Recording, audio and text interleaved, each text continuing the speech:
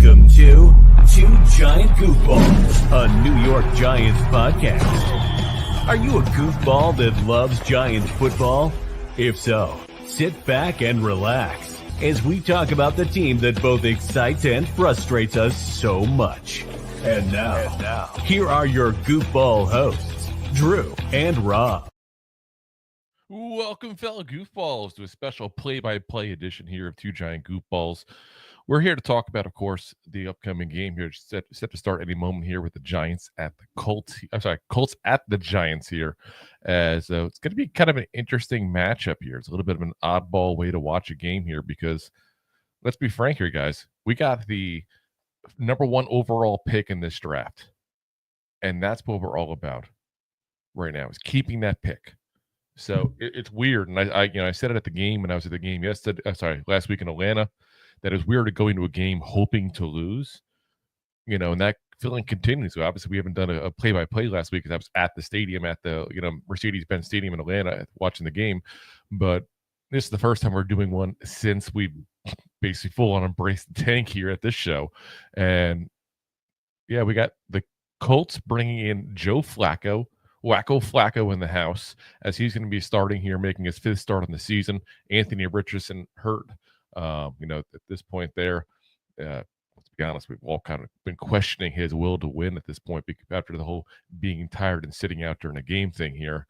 But let's hope the Giants have no will to win here, because we're going to keep that number one overall pick here.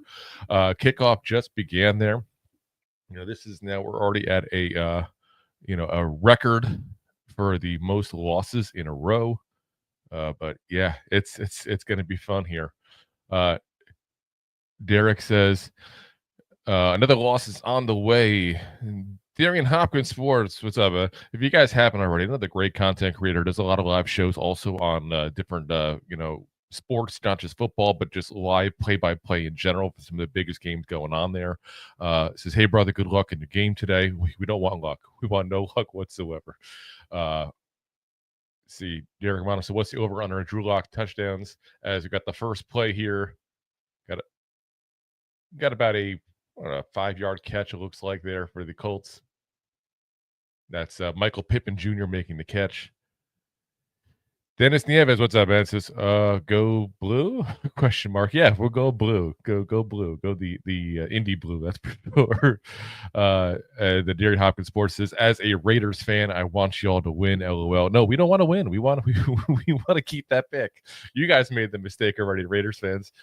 We want to keep it going. 2nd and 5 here. Going to be a handoff to Jonathan Taylor. Going to be an interesting test here.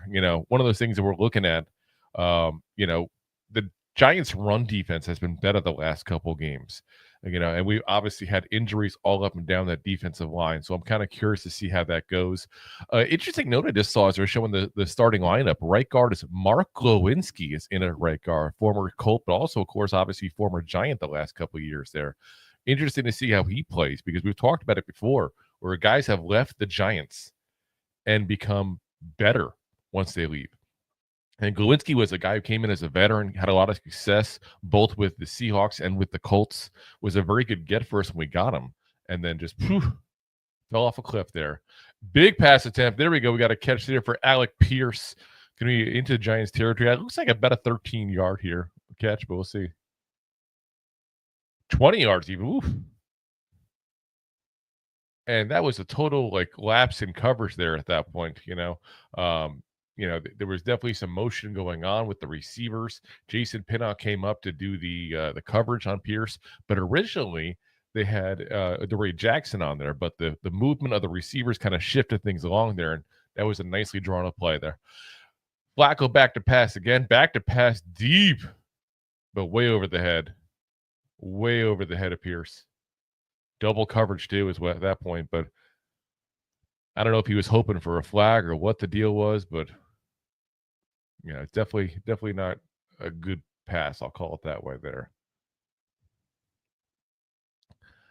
But you got Darius Muasau, by the way, guys, basically the number one linebacker in this game now. Bobby Okereke obviously out for the year at this point. Also got Micah McFadden out for this game. So big opportunity for the 5th round draft pick, who has actually not been bad. Again, we have a lot of great rookies coming up. Here we go with another catch here.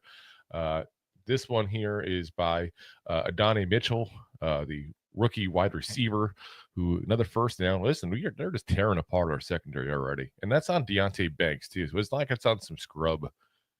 Not that Deonte Banks is great, but again, he's supposed to be our top corner. Supposed to be our top corner. That's what I've been saying all year long. The number one priority for the Giants this offseason. Because assuming we get a quarterback through the draft, we still need to get a veteran quarterback. That's probably priority number 2. But number one priority needs to be get an actual corner. Somebody who can actually legitimately, not even to be shut down, but somebody who can not embarrass themselves out there like we've been all year long. But obviously, I like a shutdown. There was a quick run there on first down by Joe Flacco, and he gets about a yard. So, but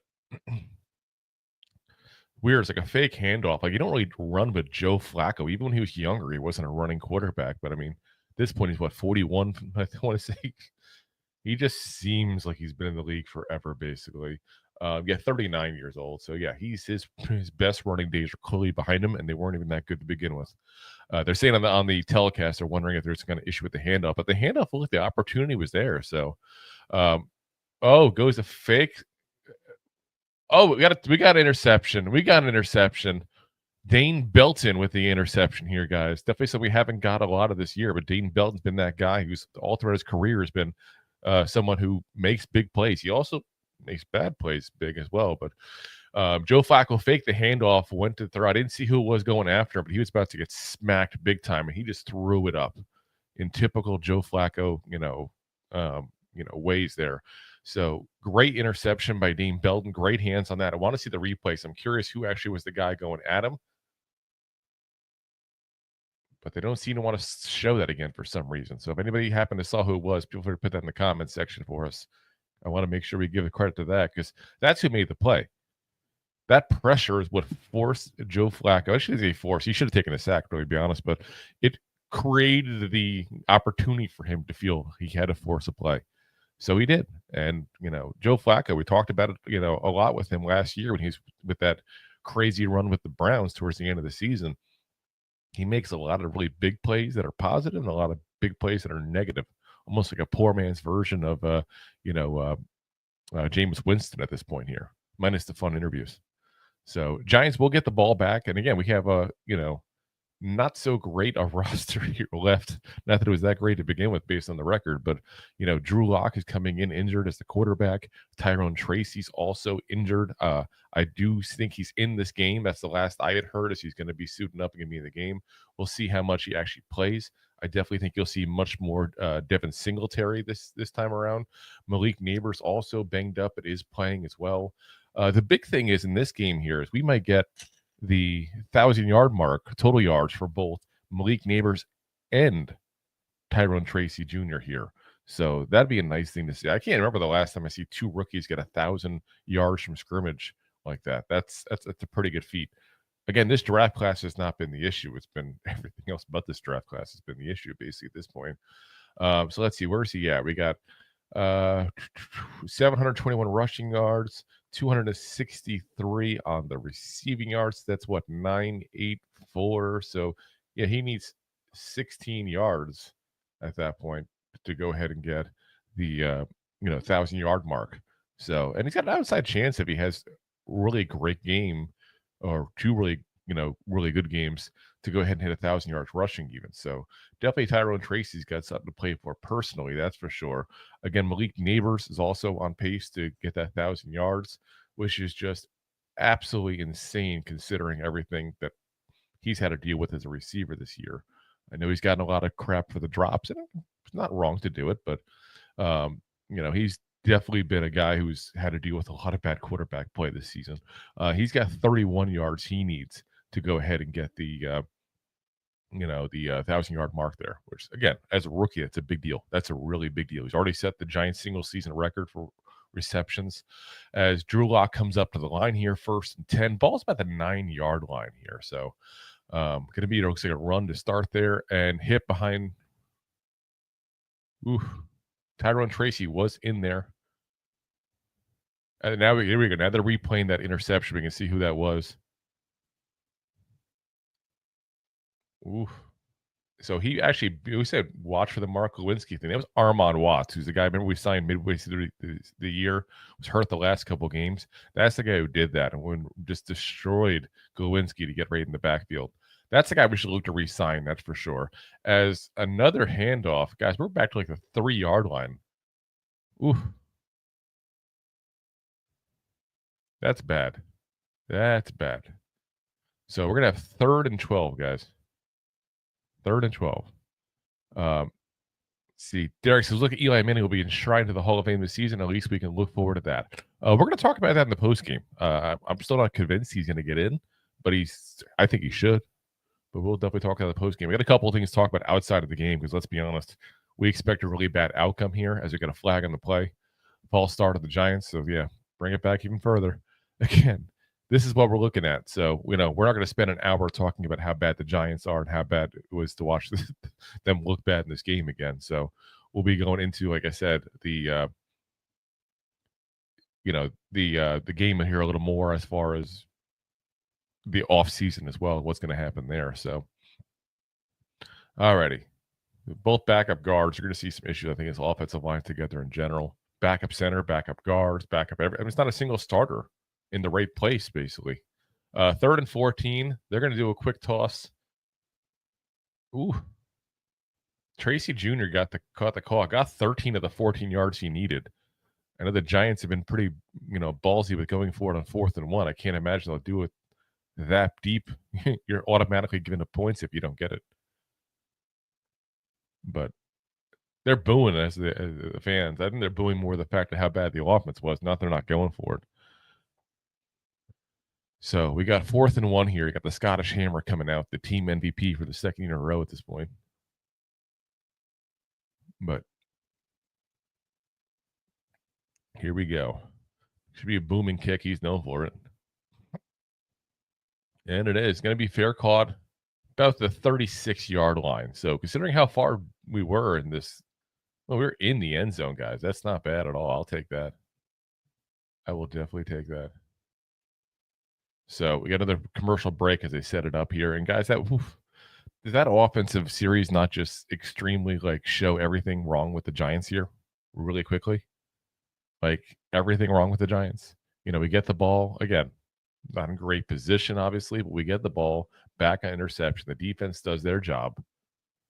And, yeah, look what happened. We got negative yards, had to punt it away, 3 and out. I've said it all along, and I know people give a lot of crud to the defense at this point. I think it's just frustration we have in general, how bad the team is. The defense is not the problem, guys. And I know a lot of y'all hate Shane Bowen as a defense coordinator. I think that, people, for whatever reason, seem to want to move on from Shane Bowen. This defense is not the problem, guys. Look at all the injuries, all the issues this defense has had to deal with. And prior to all the crazy injuries this team has had overall, this was an average defense with the worst offense in the league, an average defense. If that defense was that offense was an average offense, that defense probably would have been a top 10 defense. And I know I sound probably a little crazy to some of y'all saying that, but it's true. Absolutely true. So they're showing the Corona Feliz Navidad commercial. I haven't seen that commercial yet this year. I don't really watch TV, though. I stream everything, so I don't really see this stuff. So, but like I said, defense is not the issue, guys. I'd like some of y'all to take a look at what actually is going on there. I mean, hell, the Giants' offense almost gave as many points up as the defense last week. Got those 2 pick sixes from Drew Lock. So, let's see here. As Derek says, Gillen is a decent punter. Yeah, I mean, listen, I was not a fan of him. The first year we got him, he had a very slow release. Took too long to punt like that and had a couple, blocks, a couple close calls. Was just punted the ball as far as he could, didn't care about hang time and all that kind of stuff there. You definitely see a difference the last 2 years. He's definitely been a lot better of a punter, I feel like. He's actually punting, not just kicking. There's a difference. Some of y'all may know what I'm saying when I say it that way, but he's been punting, not just been kicking. So, like I said, it's definitely going to be that's definitely a guy we should be keeping long term, that's for sure. So, and the special teams has not been good, guys. But he's not been the problem, that's for sure. I would definitely think that we're probably seeing next week is our last week with Graham Gano as a New York Giant. My own personal opinion on that. No one's told me anything. I haven't seen any articles on it. Just the vibe I get. He's getting up there in age. He's always injured. He makes a lot of money. That's a guy that you look at replacing probably this offseason. As got a nice stop, about a yard and a half there, Jonathan Taylor, maybe 2 yards, but was this close getting stopped in the backfield by Brian Burns, who we got to give a lot of credit to Burns. Burns has been battling an injury, guys, the last couple of weeks, and just especially if you listen to the guys who are in the locker room and the beat reporters and all, like the guy's in pain point blank when the games are over, and he just keeps on chugging along, and Jonathan Taylor is one of the better running backs in this league. Very difficult guy to bring down, and it's a good play. That's a good play. I'll take it. 2nd and 8 here. They give him 2 on that. Cordell Flacco going after Flacco almost gets him, but and we got a lapse in coverage as Flacco is able to move out of the pocket there as Cordell Flott almost got him. Gets the throw over to Alec Pierce, who gets the first down. But that was a nice rush there by Cordell Flott. Jonathan Taylor was able to just barely stop him, but you definitely flushed Flacco out of the pocket. If there had been coverage actually on Pierce, that probably would have been a sack right behind the line of scrimmage for someone. But like I said, lapse in coverage. It's reason for 2 and 13, guys. As Jonathan Taylor gets the ball again, this is not going to be a good stop. It's going to be a good run for him. So a gain of 7 yards there on first down by Jonathan Taylor. As they're showing the Cowboys and Eagles, looks like the Eagles just got an interception as well. This one was like a pick 6 here by C.J. Gardner-Johnson. They're up 7-0 on the Cowboys. In the game, I think we all hope for a tie every time it happens.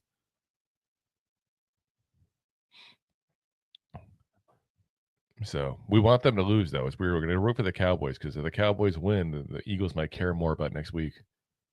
All right, Flacco again going to hand the ball off to Jonathan Taylor. And that's a first down. They're going to be about a 4 or 5 yard gain.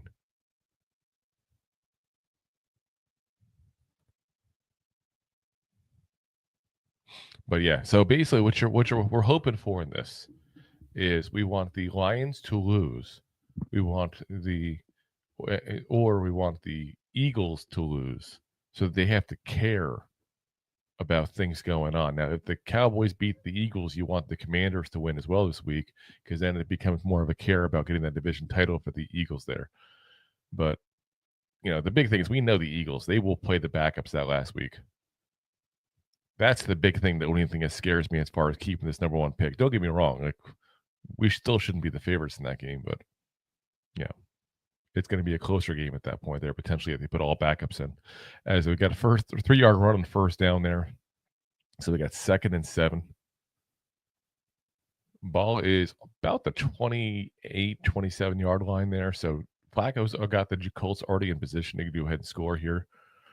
Let's be honest, once they score, game's over because we can't. Okay, Mitchell gets the ball and get down to. Excuse me, guys. About to the 20 yard line there. So Colts, like I said, still moving along. 5 yard gain there. And 6 minutes left in the first quarter, guys. And like I said, one big play by the defense, one really bad setup by the offensively losing yardage when they were already deep into the their own territory.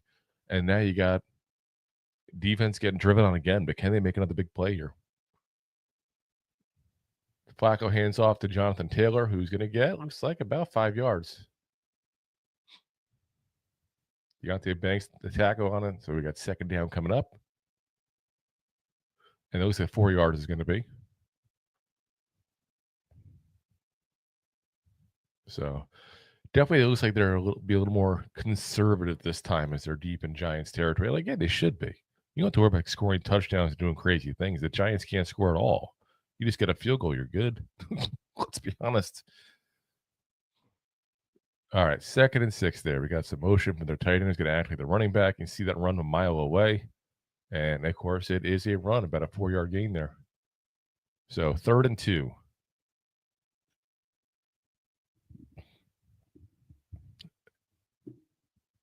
And it's crazy that Pinnock is the one who has to make the stop here.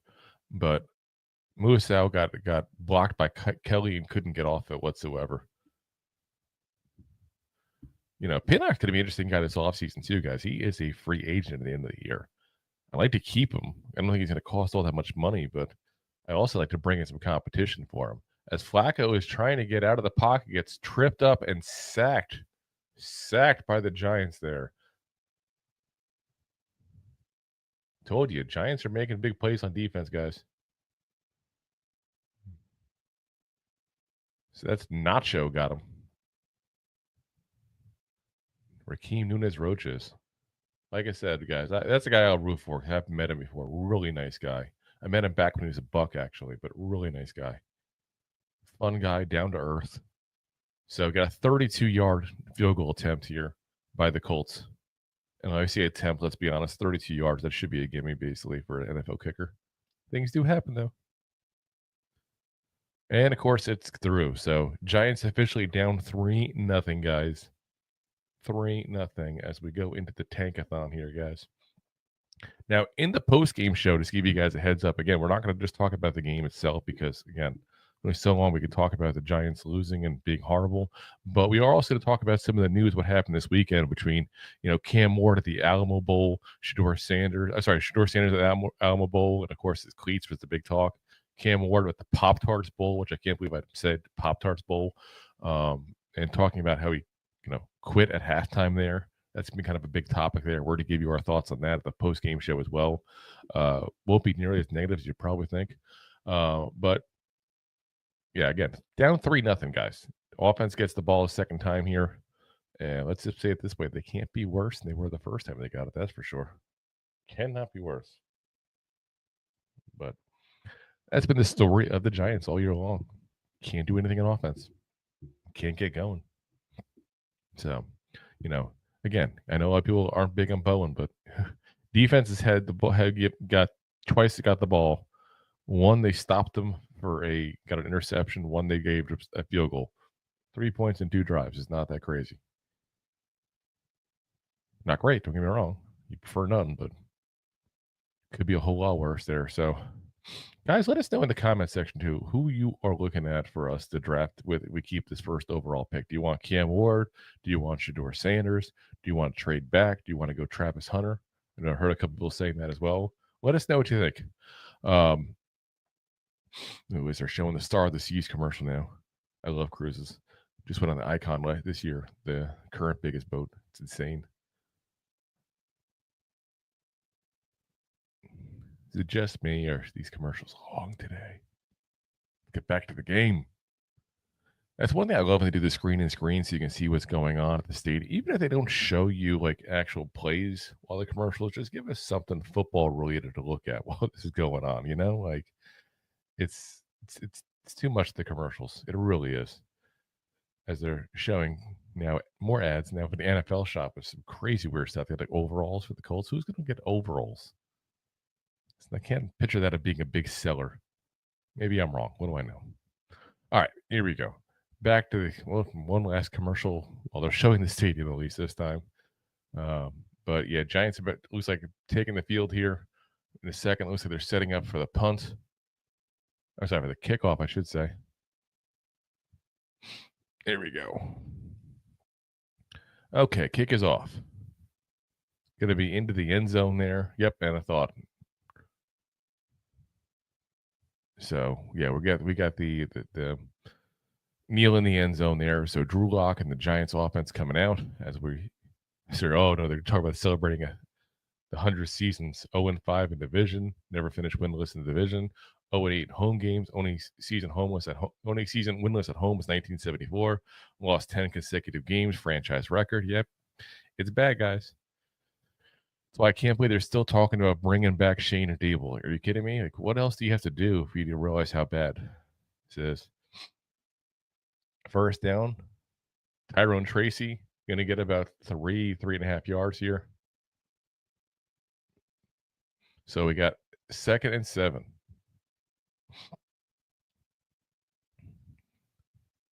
Let's see. That's what you should just do. Just run the ball, guys. Run the ball, short routes, and then every so often throw it up to the Nabers. That's all we got to do. Can't do anything deep. Can't do anything crazy. Dakota, what's up, man? It says Giant losers. We hope. As Tracy goes, he's taking it. Ooh, Tracy's going off here.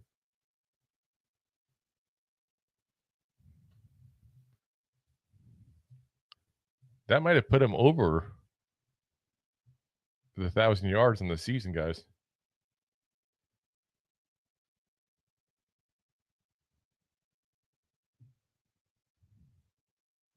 Dakota says, I remember when Drew said Eagles were no good and we went to a Super Bowl. And you lost the Super Bowl. And you'll lose this year in the playoffs too, Dakota, so don't you worry. That's 41 yards and 54 yards overall. So, yeah, Tracy's officially over 1,000 yards now. They haven't even mentioned the telecast. As he gets the ball this time, but loses it, runs into an offensive lineman and falls down.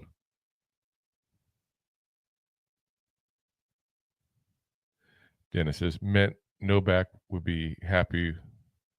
Oh, hold on. He says, 1,000-yard rushing is 58 yards a game.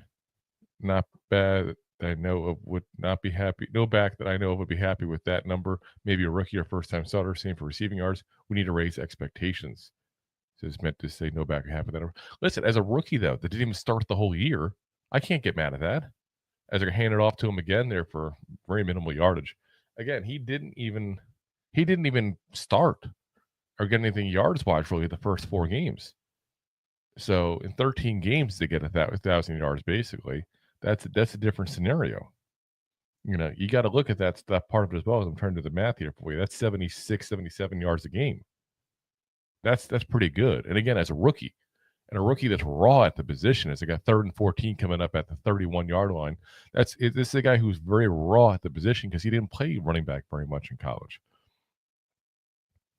It's Dakota says, I mean, Nabers get the ball, by the way. Nabers go to the touchdown here. Touchdown for the Giants, guys. Touchdown for the Giants. Here we go. Giants are actually up. Don't tell me they're going to win this thing after all. Don't do it to me. I want to see the yardage on that for Nabers there as well. Should be 31 yards. So does that now put him also in the 1,000-yard mark? Are they both going to be there? I'm curious here. Where was his stats again? 961 yards. 31 yards is what I need to hit 1,000. So if I'm right in the yardage, he's right at 1,000 now.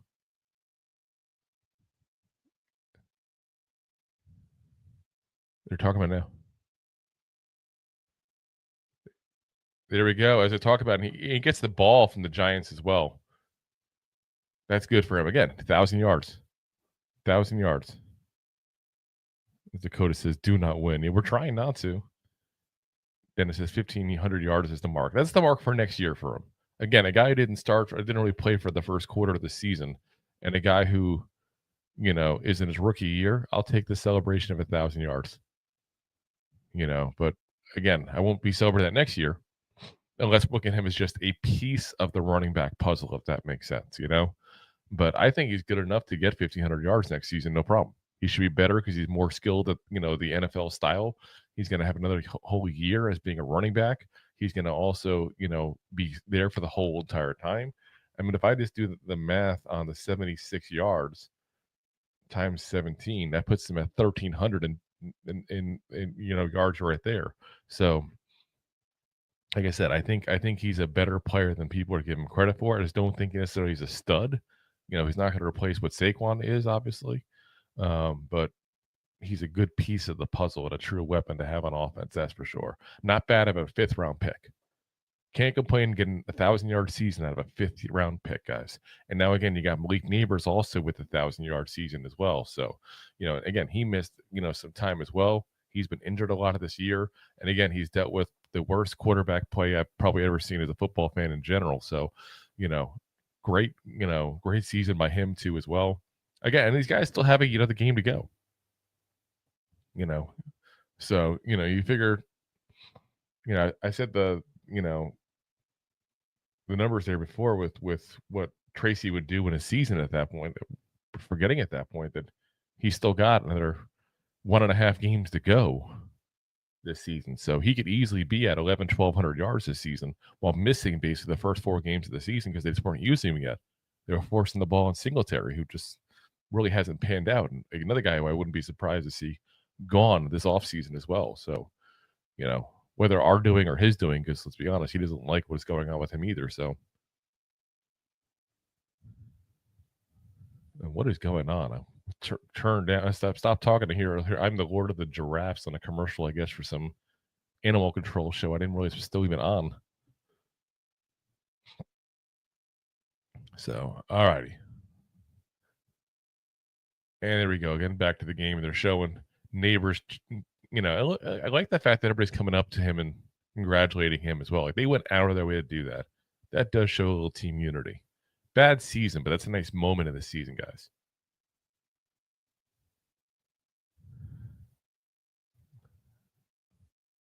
That's nice. That's nice. All righty. We got the ball being kicked off again, guys. It's going out the back of the end zone. So here we go. Now they're showing what I've been saying. Tyrone Tracy, and Nabers' second rookie duo since 1970 to both get 1,000 scrimmage yards each. Again, Dennis, that's what I'm saying. You got to celebrate it. The first time since 2006, and this second time in the last 50 years. Derek said, I expect the Eagles will likely lay down next week and do everything they can to force the Giants to win. I don't think they care about that part, really. I don't think they're going to go in there going, let's screw the Giants over. But I just do think they don't care if they do, if that makes sense. You know what I mean? Kind of added bonus, but it's not going to be their goal. As Jonathan Taylor gets a 1-yard gain there on a toss right out to the right side. So we got 2nd and 9 coming up.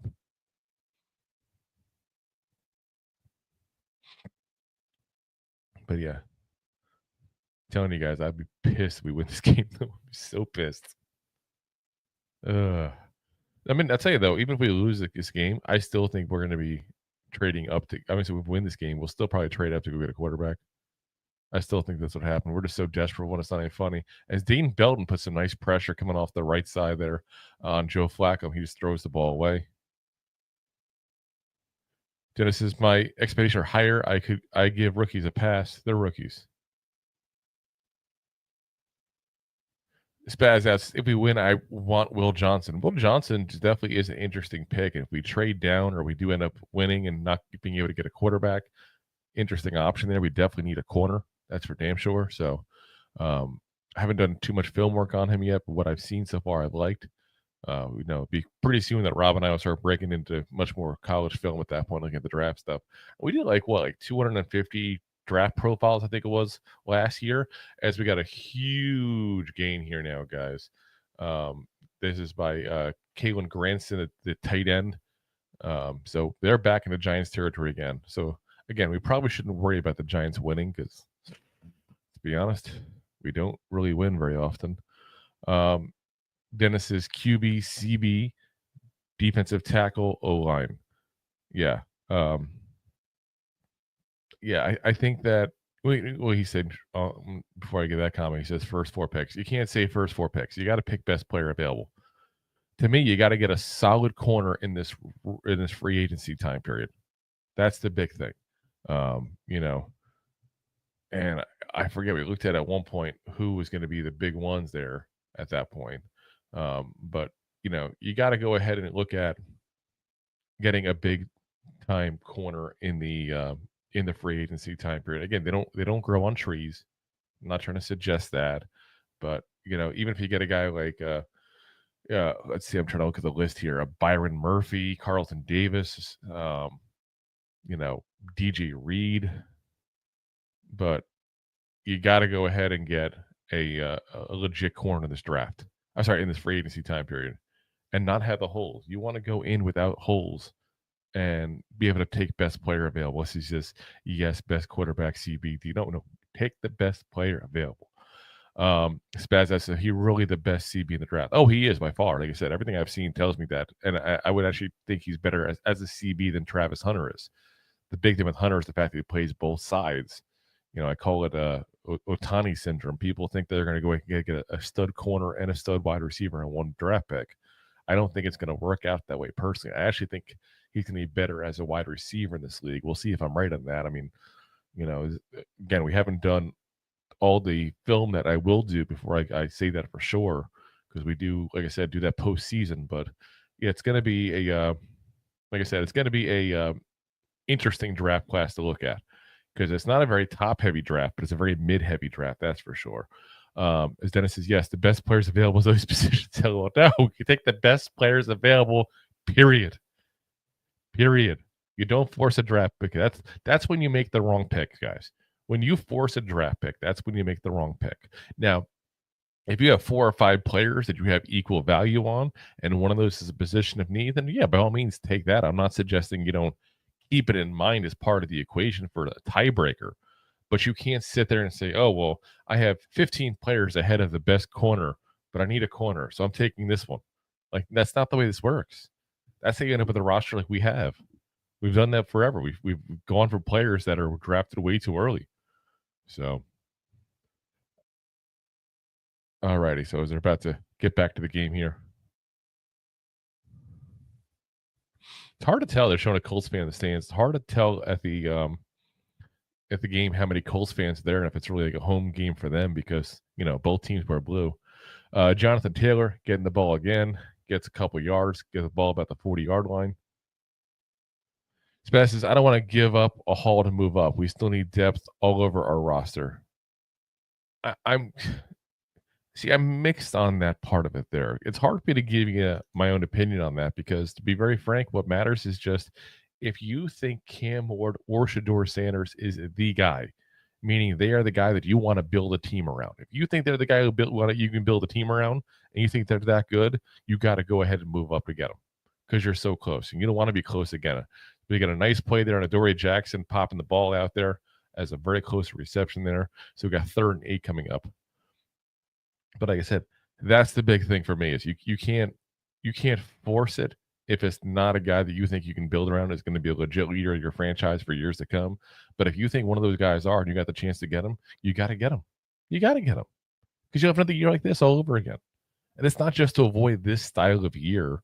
It's to, build for the future, because you're going to build around that quarterback. You don't build a quarterback and then build a team and then get the quarterback that fits that scheme. It doesn't work out that way. You get the quarterback you can get. We got 3rd down 8 here. They're handing the ball off to Jonathan Taylor, so going to be 4th down. Field goal unit is coming back out again. I don't know what the Colts are doing. You got 3rd and 8 running the ball. That's bad. Especially if you're not going to go for it on 4th. Like, they're going for another field goal, 54-yard field goal. I don't understand what the Colts are doing there.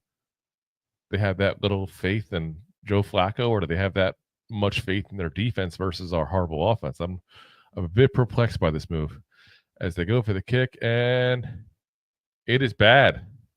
It is bad, guys. The Giants are still up 7-3. Not good. Not good. Let's see. As Dennis says, this thing of best available versus Phil Holes is over a thought topic. It's not. I disagree with that. Like I said, that's a clear cut one for me.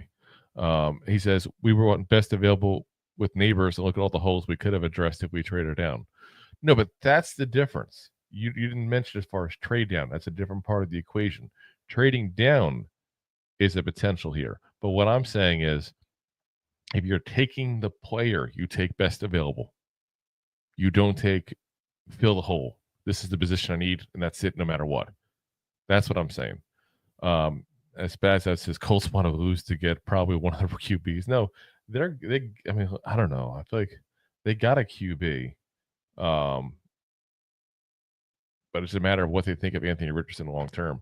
He was the guy that we talked about it in the draft. He was a guy who'd be a boom or bust. And we said, if you take Anthony Richardson, this is what I remember Rob and me saying this a couple of years ago. We said, if you take him, you better go ahead and give him a chance to sit down for a year or two and learn.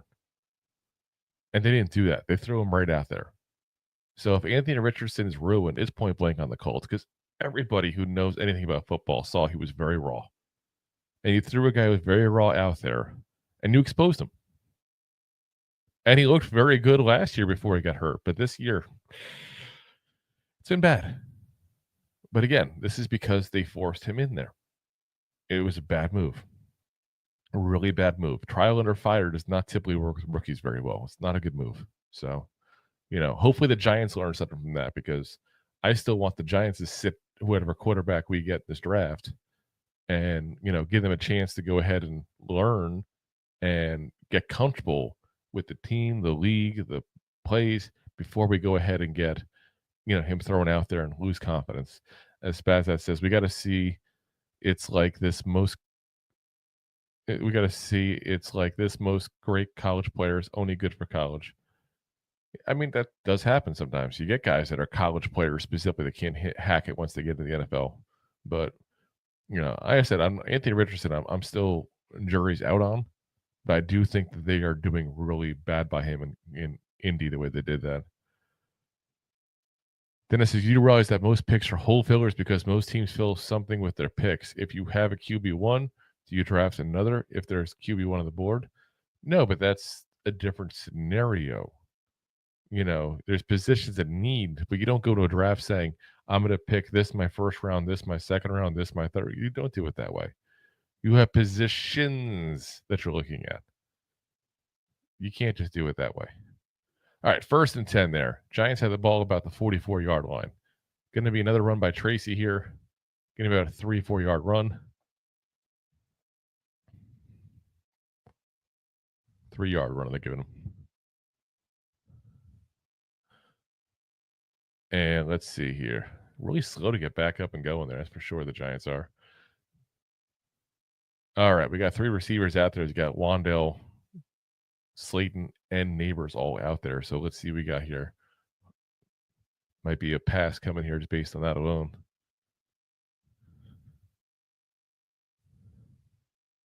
Motioning by Wan'Dale Robinson to go to the left-hand side. And they are passing. And it is to Nabers again. Going to be about a 15. He's still going. Sheesh. Chugging along.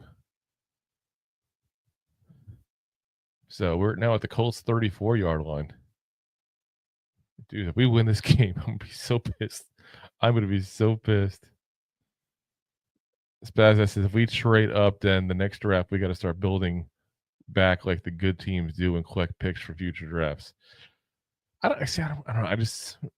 I admit I'm not the guy who thinks like everybody else in this whole thing. I don't think that this team is as far away as some people think. I really don't. I mean, don't get me wrong, we're not a good team, but I think coaching is a lot of the problem. As you got another throw there, but this time with Slayton, who did not get it right at the sideline. Like I said, I don't think we're as far back. You got a star running back potentially in the making. Well, at least a guy who's part of a group of running backs there, if you want to say it that way. You got a guy who is a top-end wide receiver. Both those guys are rookies, by the way. We have an offensive line that's playing much better prior to all the injuries that have happened. We've got a defense that was leading the league in sacks at one point and was, an average as far as how many points they're giving up there. So we got another run by Tyrone Tracy about 2 yards average. And like I said, you got, you got a team that's not as far off. I really do think that Dable is a lot of the problem here. And I think a lot of it is ego. It's the play calling. And I think that, you got all these issues that we didn't have. 22 was our best offensive year. The year he wasn't calling the plays. His ego got in the way. And that's an issue. Oh my God, Slayton is wide open, guys. He's about to throw into the end. He's in the end zone. 14-3 Giants is going to be. Oh my God. Don't let us win this game. Don't let us win this game. Oh my gosh.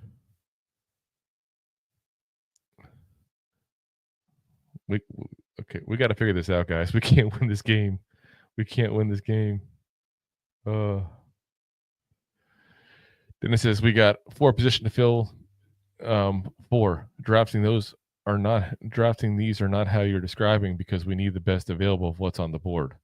Only fans talk about best available. That's Dennis, with all due respect, that's way wrong.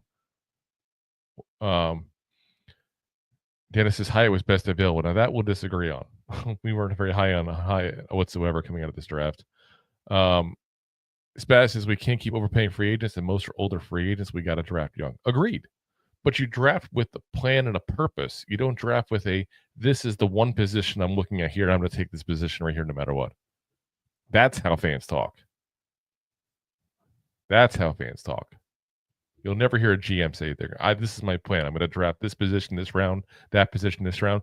Look at the Giants again last year. Let's use this as an example. If you watch Hard Knocks, the Giants were going to draft a corner in round 2. That was their plan. They had their eyes set on 2 or 3 of these guys they thought were worthy of the pick at that point, and they thought were going to be available. They all started going. When that went, they pivoted and took Tyler Nubin, who was the best one. Again, another position to need, but as Dennis said, I didn't say one position. I said 4. You said 4, but you also gave me, this was the order of how you want to take them. That's how you said it. You said it here: quarterback, CB, defensive tackle, offensive lineman, first 4 picks. You don't play it that way. You got to see how the board falls. You got to see how it falls there. So, let's see what we got here. So, Colts going to come back in the field here soon, guys. And we need them to score a touchdown, guys. Let's be honest. This is starting to scare me. This is really starting to scare me. Like, I do not want to win this game whatsoever. We are so close to getting that first overall pick. And even if we don't take a quarterback, even if it's a trade down kind of circumstances there, guys, this is a potential franchise changing thing. Spaz asks, because for the last 5 years we've been paying free agents, it still hasn't worked. So yeah, keep doing it. Yeah, we want to win, but you got to face the fact we got to rebuild. So I'll accept waiting a couple of years. Again, I don't think we're as far out as some people think. I really don't. And I'm not saying go crazy on free agents. I want a veteran quarterback, and I want the best corner we can get. That's the only 2 positions I'm looking to go, crazy on in free agency personally. Just because corner is a position that you typically, when you draft their projects, and they take a little bit of time to get good,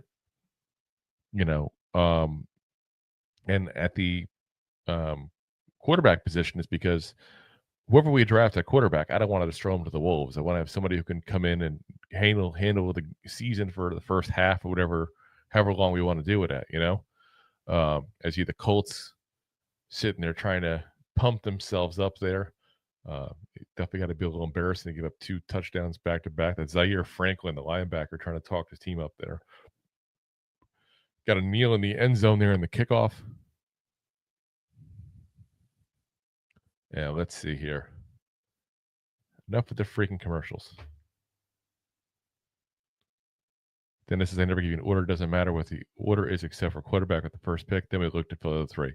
You can say that. Okay, I'll give you that. It came off. You were saying like boom, boom, boom. That's the way we're going to do it. Like I said, you can look to fill those 3 that way, but you can't force it. That's all I'm saying. You can't. All right. So Flacco up to the line. Actually, sorry, in the shotgun formation there. And he's moved out of the pocket. Makes the play there. Gets a nice first down catch for Alec Pierce, who, let's be honest, unfortunately did not, did not really get thrown to very well. Barely even handled on the ball because it was thrown a little off. Spaz, I said everyone got the opinion, and I accept that's my opinion. Like I said, you're good, man. Like I said, I'm just saying I don't want to go crazy in free agency too. I'm with you on that one. I want the two players is what I want. As we're going to get a first down here by the Colts. Jonathan Taylor's going to get down about the 49-yard line. Like I said, I just want to get a steady corner. I think it's important for this, this team to get the defense to the next level. And I do think that getting a veteran corner against you just don't have to force a rookie to come in and play. That's the key for me. I mean, it could even be Joe Flacco. We could be looking at the guy right now. He's going to be a free agent. Some guy from the Colts is sitting there picking his nose in the sidelines. We had to cut to the camera at that point. 1st and 10 here. Got another run. I have going up. It's a fake the run. Oh, throwing it deep. Flacco. Donnie Mitchell, who was wide open. Just did not get it. Let's see the throw again. Yeah, this is like just a bad play. Cordell Flott left him wide open. That could have been a huge play for the Colts. Huge play. So 2nd and 10. We want huge plays, guys.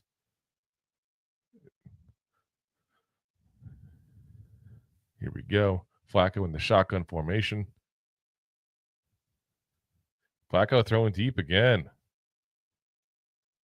Oh, Pierce almost caught it, but there's a flag. I think this is going to be pass interference. This is going to be massive.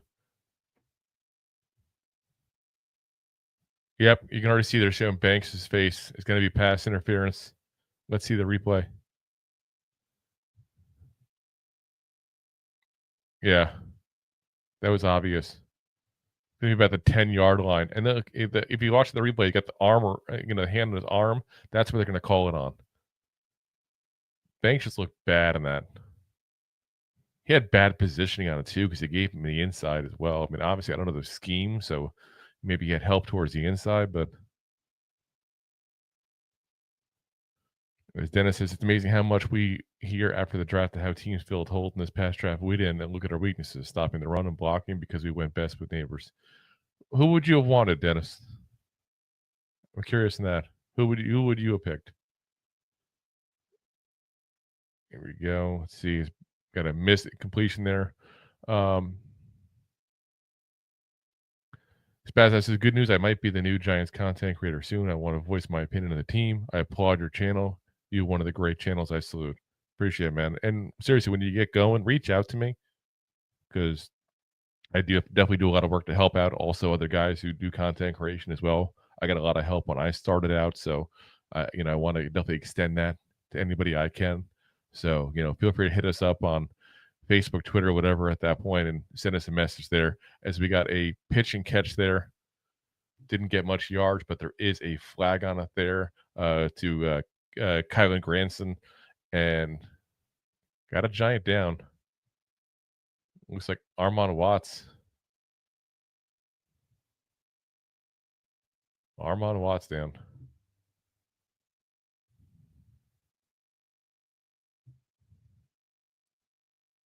Baz, I will appreciate it. Like I said, dude, just let me know.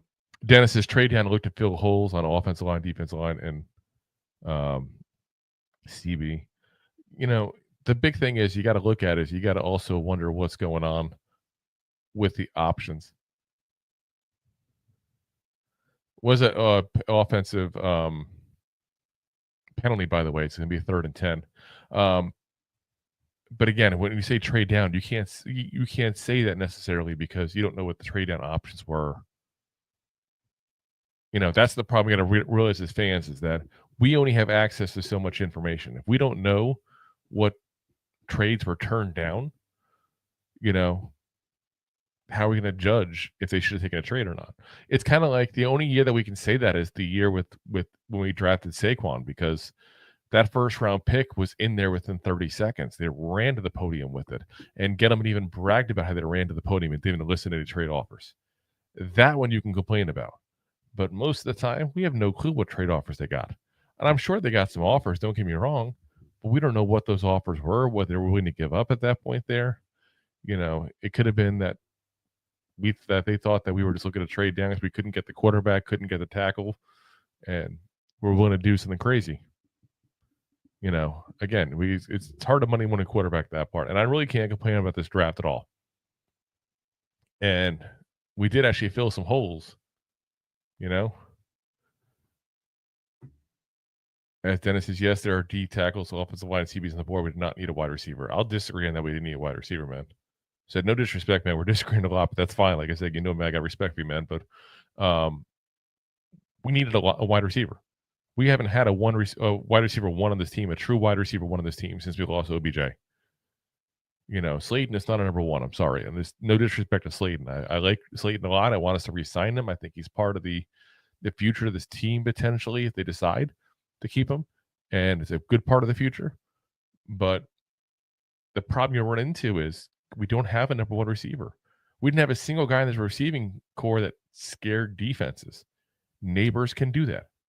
That was a need we took. Now, it happened to be that need and best player available happened to match up. Dennis says, if best player available was a wide receiver, do you draft him at number 1? Well, I'm assuming you're referring to Travis Hunter, and I wouldn't want to, but again, it's hard for me to sit there and say what I would or wouldn't do without knowing the trade offers that we have in place or the evaluation that we had in the 2 quarterbacks, because best player available and positional value have to come into it. Let's say, for example, the best punter ever in the history of college football came out. Would you take him number 1 overall? Of course you wouldn't, because positional value does come into it. Spaz says, I believe it's always new talent every year where most people would want. I believe if a head coach and coordinator can build a QB, he will take what's best for him. Yeah, I mean, they all do. As Flacco is about to toss into the end zone here on 3rd and 9. It's going to be 4th and 9, guys. Another field goal.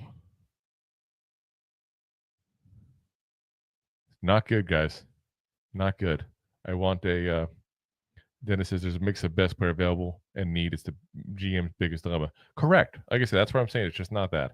It's never one of the. Okay. Like I said, I think we're agreeing more than we're is sounding here. But as John says, are the Colts taking a poop today? Yeah. Seems that way.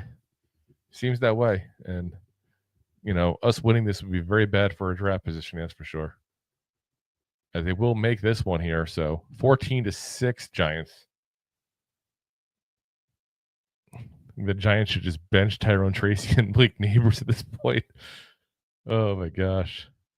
Don't get me wrong. I know the Giants players and all want to win. They want to do something here. They don't want to go down as the only, Giants team to go 0-9 at home. But like I said, this is for the future, man. This is for the future. It's best. That's why I hate losing, because we get the worst teams at the end of the schedule that want to spoil things.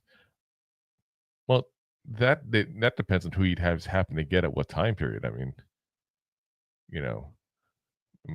the Eagles don't care the last week, but there's a good team. We didn't get the worst team. Just we got the worst team to face because they're going to sit all their starters.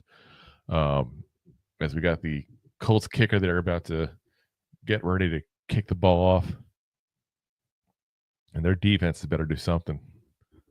Their defense can't keep letting the Giants score points. We already scored 14 points, which is what we usually average per game. So that's pretty bad. As John says, what the hell? They're only hurting themselves by winning. Yeah, well, again, the players, tell that the players aren't going to tank no matter what. They're not. But we got a couple of really big plays, and that's what's gotten these touchdowns. So, listen, the Giants are not going to make big plays on a regular basis. Just give it time. I still think the Colts will get this. It just might be a little closer than we expected, But they've got to take care of Nabers. They got to take care of Tyrone Tracy. That's the 2 guys that are hurting them, and they got to be able to tackle. Dennis says currently have more pressing needs than best available at a position. That's not as much a priority. That's why I would have traded down instead of drafting Nabers. Again, depends on the trade down offer, man. We don't know. We just don't. Spazza says Drew Lock trying to make a roster next year and Table trying to save his job. Yeah, 100%. John says, I hope so. We need that number 1 pick. Yes, we do.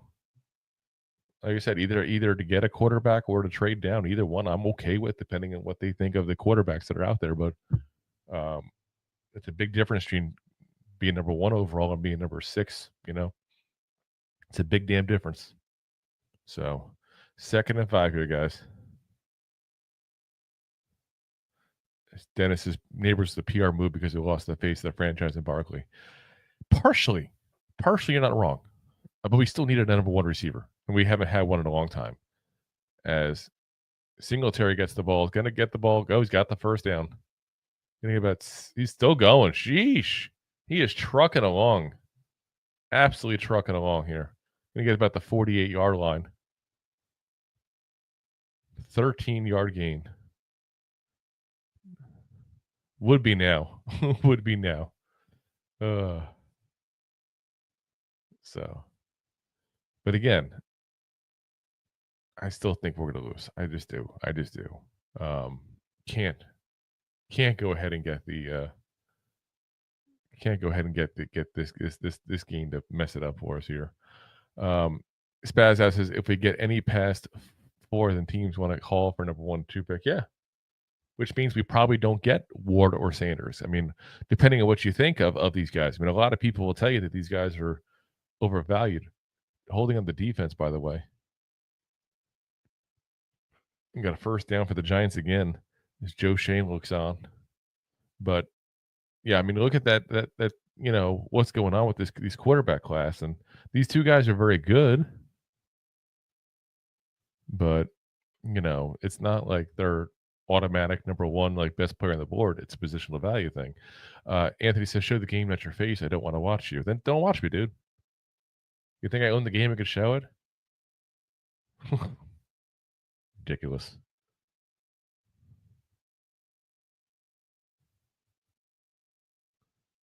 Here we go. Big toss down to Nabers, who just caught the ball at the 6-yard line. Oh, my God. What the hell is with the Giants right now? All of a sudden. Oh, my God. That's 100 catches, by the way, in the season for Nabers. That is ridiculous. Absolutely ridiculous. Spaz says, sorry if we miss on both. What do you do? Do what you can do. I mean, I'll tell you this: if we win this game, and all of a sudden you get in the conversation of what are you going to do at the quarterback position, you're probably going to look to get somebody that you think could be a starter, while along with getting another quarterback later on in the draft. I mean, you still think you get a quarterback. It's just maybe you don't get one of the first two. First and goal, we got a flag on the play, by the way, and Tracy looks upset, so you got to think this is going to be on the Giants offense. Let's see. Chop block on the Giants. 15-yard penalty, guys. Oof. Dennis says, good receivers can be found up and down every draft. Nabers is a glorified possession receiver. He hasn't broken anything all year. You just said that, dude. He just got a massive catch. I'm sorry. I said, man, respectfully, man, but we're definitely disagreeing a lot here today. We're seeing what's the last time you've seen a guy do what he's done this year for the Giants? It hasn't been since OBJ. Hasn't been. So, all right, let's see here. So we got the ball now about the 22-yard line. At least this maybe hopefully stop us making another touchdown. It's first and goal. I can't believe I'm rooting for us not to score a touchdown. Never thought I'd see the day. First and goal, only go to 1 yard.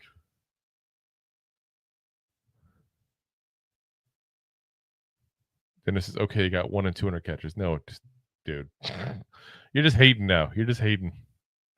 There's a lot more. You know it. For a fifth pick, like I said, dude, you know better than that. You hating right now, man. There's been a lot more. He's had that. Look at the Washington game alone. Everybody focused on the one drop he had. He was controlling that game. Only reason we're in that game was because of him. That's just one game I'm pointing out here. All right, here we go. Lock passing the ball. Nabers. If that's a catch, he's got it right at the half-yard line. Are you kidding me? This is insanity. Absolutely insane.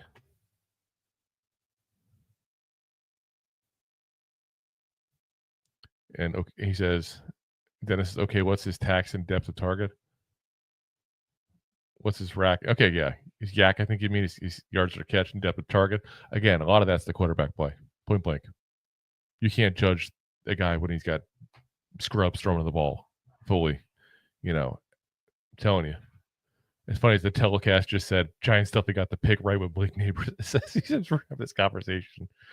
Third and goal, guys, at the half-yard line. Oh, Indy is challenging. Here we go. Can't be on a roof for Indy to be right in that challenge play here. Let's see. Toe in, toe in. He's got two. The ball's a little loose. I can see where they're challenging it, but I think that's enough to overturn it. I think it's going to be a catch.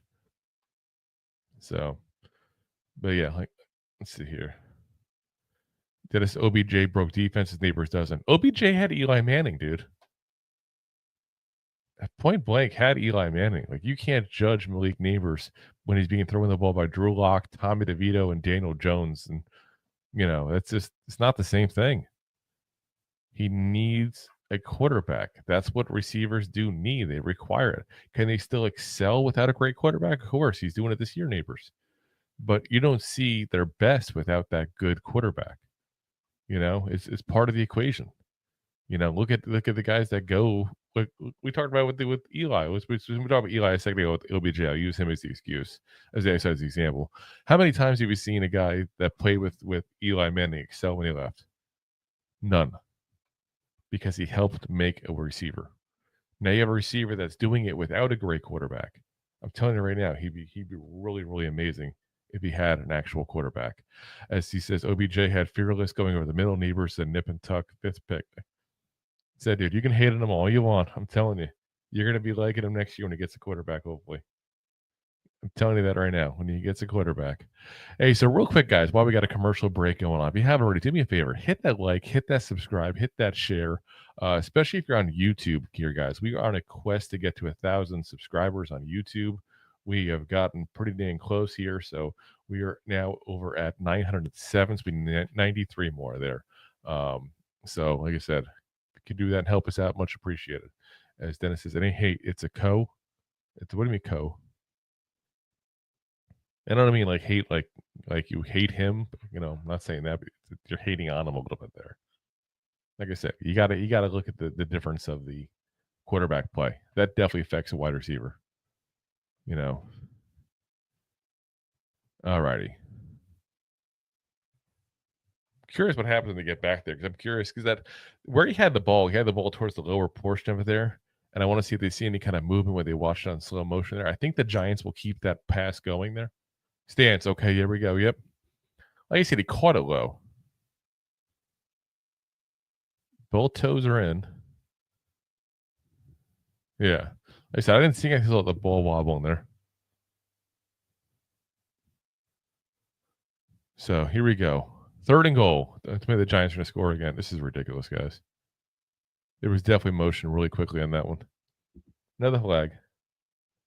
And that was on Jay Kubis, the undrafted rookie free agent that we got from North Dakota State, who they've been pretty big on. I think you'll see him as part of the plans there, depending on what happens to the regime here.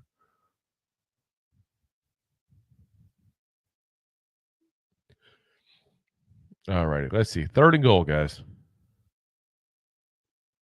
At least that helps us again, potentially not score a touchdown.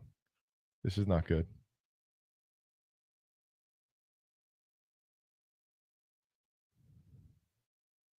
Here we go.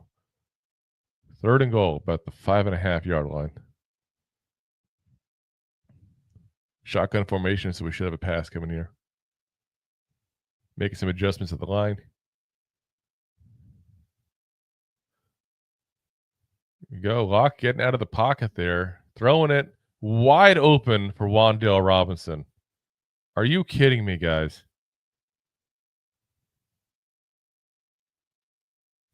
Giants are totally messing this up right now for us. Wow.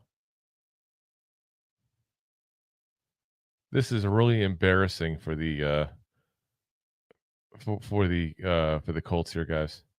That's really embarrassing. This is like, oof. It's almost feels like we're losing when we're winning. Like this is probably the best first half we've had all year, and it feels like we're losing. Right, guys? Like, is that how you guys are feeling too? Like, am I crazy? This is just insane. Absolutely insane. So yeah, 3rd touchdown pass for Drew Lock. We're at 21-6. Not cool, guys. Not cool. Staying right. Let's look real quick. I'm curious on Tankathon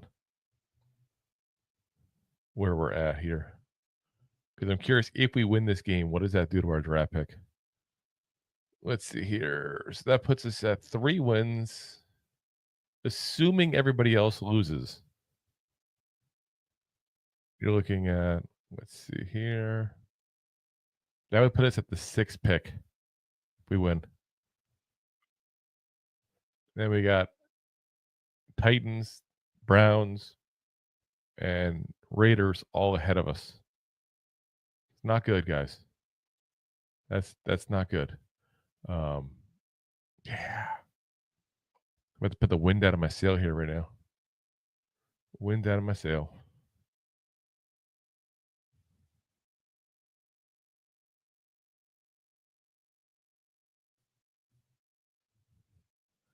Dennis, you're misunderstanding. I didn't say you hate him. You're hating on him, meaning like you're just giving him negativity towards this thing, dude. There's a difference. I'm not saying you hate him. All right, got the kickoff going here. So you got 6 minutes left, guys, in the first half. Let's see. That's crazy. I still can't believe this. I never would have saw this coming. Absolutely ridiculous. So total yards this quarter, 20 yards for the Colts, 140 for the Giants. Absolutely insane. All right, guys. Joe Flacco got the ball at the 30-yard line. See what he can get going here. Need a little Flacco action here. As it gets a nice first down here. Jonathan Taylor tossed it out for about 8 yards there.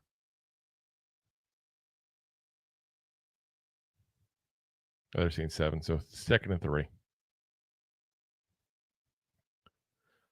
Let's see what's going on around the league here with some of these guys. So we'll have the update there for you guys later on during halftime there. But the Raiders are potentially going to win again too, so they're in a really close battle with the Saints. That'd be big for us. Taylor looks like he's going to be just short of the first down, so it looks like it'll be 3rd and inches basically. Derek says Colts are making a lot like the second coming of Peyton Manning. That's Peyton Manning or Painting Manning. John says, I wonder if Colts figured the Chiefs were losing next week, so winning would only hurt the draft pick more. Yeah. Yeah, like I said, this is insanity. And the Colts are a team that are fighting for a potential playoff spot still. They're not out of it. I mean, they're 7-8. They're not, great, don't get me wrong, but it's an average team. And yet here we go instead. And Jonathan Taylor will get that first down. So it gets a yard. Like I said, I want to see the Giants give up a touchdown here, because if we do that, 21-10, now it's a little bit better at that point there, Let's see. Yeah, show one of the playoff scenarios for the Colts. That's not going to matter if they can't get on there and start winning,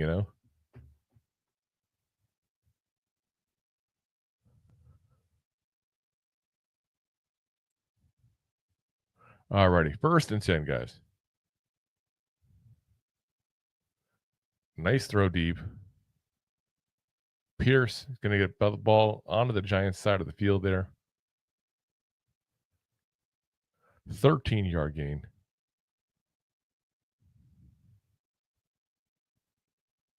There we go.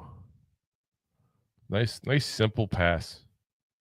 That's what they got to do. Just go ahead and do simple passes. Don't do anything crazy, But, Pierce has been a guy who's been wide open for them all game long, so I expect to see a lot of him. All right, here we go. Shotgun formation, quick toss out there to Pittman. Going to have a nice play here as he gets through a couple of guys that are this close to tackling him. So ball's going to be about the 34-yard line now.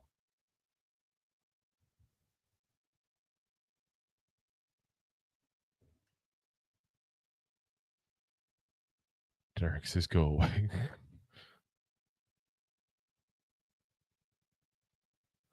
All right, here we go. Shotgun formation again for Flacco.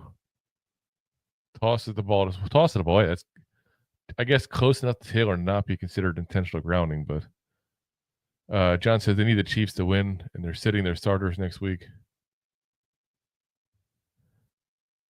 Like I said, this is definitely I'm shocked, guys. Absolutely shocked. I never thought I'd see this from the Giants. 21 points and a half. But it's not even over yet. The Giants can get the ball back technically in this first half. That's bad.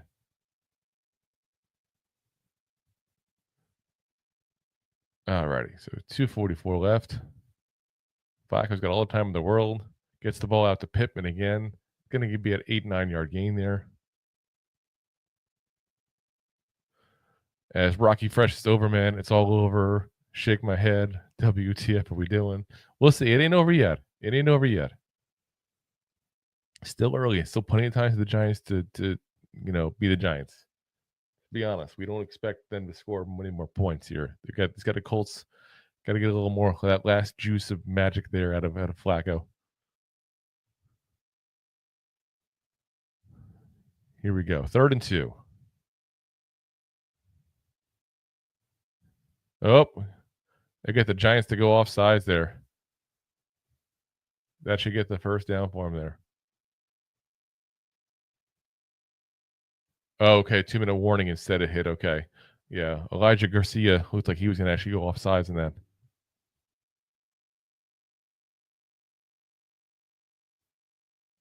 See, Julio says, rush attempt in the game, please. Yeah, this needs to be a tank attempt. That's what it needs to be. This is a little crazy here. Like I said, I can't believe that this is the way this game is going. That's insane. Absolutely insane. Derek says, Giants still have plenty of time to screw up this potential win up. Hey, they do. Like I said, they do. It's not over yet. It's not. But this would be fitting, right? As a Giant fan, right, to see the Giants do 10 losses in a row, get the first overall pick, and as soon as they get the first overall pick, just win a game and mess it up. It'd be so fitting for the Giants to do that. So, and it sucks because we'll be at 6th pick just because of strength of schedule. The strength of schedule is the tiebreaker. Is what it is, I guess. But to me, it should be like, and it's a good marketing opportunity for the NFL as well. I think they should do a raffle, kind of like the lottery, like the NBA does, but do it with tiebreakers. That'd be the fair way to do it at that point, Like, does it really matter that we had a better strength of schedule? That could be a big thing, like I said, for marketing. I could see that being something there. That's what I would do personally, but because you figured it would be us, the Patriots, the Jaguars, the Titans, the Browns, and the Raiders all in it there at 3 wins. That's a lot of teams. Like I said, that would get something there. That'd be a good marketing play for the NFL, I think. So, we'll see what they do if they ever decide to do something like that. Obviously, they won't do it this year. Can't do it mid-time, but like I said, it's definitely something they should look to do. That's for sure. So, let's see what we got. Like I said, hopefully these Colts can just get their stuff together and stop giving us points. That's for damn sure. 6 points they've had. They missed the one field goal that still doesn't make any sense why they ran the ball on 3rd and 8. This is more the Colts messing up than it is the Giants doing good at this point. By the way, 60 degrees at the game today? All y'all in Jersey, New York area. Wow, 60 degrees you got, huh? Again, I'm in Tampa Bay area, so it's much more warm here than it is there usually. Let's see. We got 73 here. All right, we got the tight end in motion. 3rd and 2. Going to be a run for Taylor, and he's got it, and more. Keeps up going, gets the ball to about the 13-yard line. So that's pretty good. I'll take that. But I hate to be rooting for the team here, but that's where we're at. Like I said, that was a nice play by Taylor. Looks like got his leg tied up there with Jason Pinnock. To be honest, he might have got a touchdown out of it. Probably would have stopped it. Who would have thought Dory Jackson get the tackle to stop the touchdown? Flacco throws the ball, tight covered, but he got it in there. Ooh, that's Downs, Josh Downs. I don't know if we've heard his name yet today. But yeah, nice pitch and catch there. Really tight coverage. You had Drew Phillips on the coverage there, who I can't even knock the coverage he had there. It's just a really tight throw that a lot of guys probably wouldn't even just try for, to be very honest with you, because it was that tight.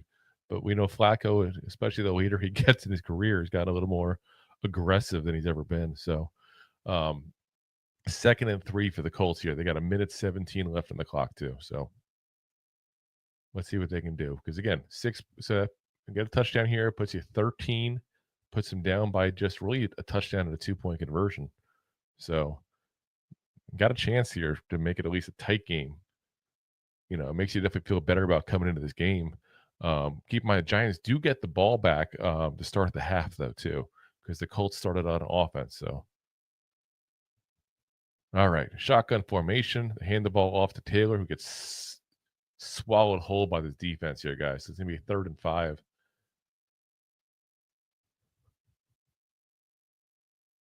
Oof. And Giants are stopping the clock here.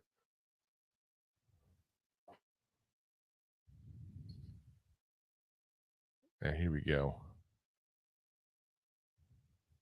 The weird thing they're showing here about carnival game here between the two quarterbacks.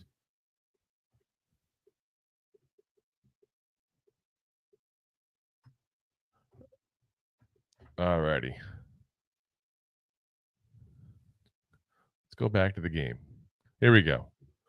All right. So 3rd and 4, guys. Flacco's walking up to the line, going under center. Let's see what we got here. Toss to Taylor. Oh, he's going to get swallowed up, guys. Oh. I see Dable all pumped up. He's thinking he can keep his job now. That was, sniffed at almost immediately. I don't know why they're being so conservative on the Colts side, like ridiculously conservative on the Colts side. Makes no sense. Like you toss the ball occasionally. Like these are obvious passing downs, and they're running the ball. Ridiculous. Again, this is what I'm saying. I feel like the Giants are not winning this as much as the Colts are losing. They are going for it on 4th and 5, by the way. So a little crazy there. 4th and 5, they're going for.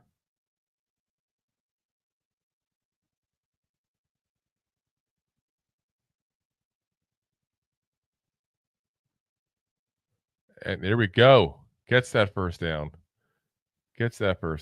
Then this is the moment you said I was hating. You lost your argument. I'm not even giving opinion. Opinion is belief and give my perspective, but to keep saying I'm wrong by a fan with our Dennis, man, we can have different opinions. It's all good. Ain't personal, man. We just have different opinions. That's fine. Like I said, I disagree with you. I think that Nabers was the best available. I think he's had a great rookie year. I think the issues with the quarterback play really affect him, but we disagree. It's fine. 1st and goal. Jonathan Taylor going to get stopped right at the goal. Right at the line of scrimmage there.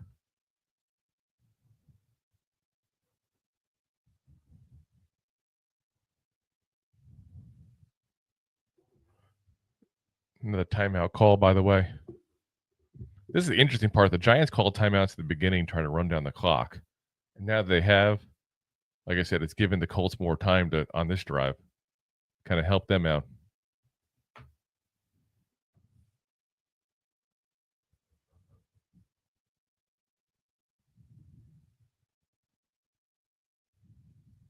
Here we go. 2nd and goal. 2nd and goal. What's weird as a Giant fan, I'm really hoping for a touchdown here.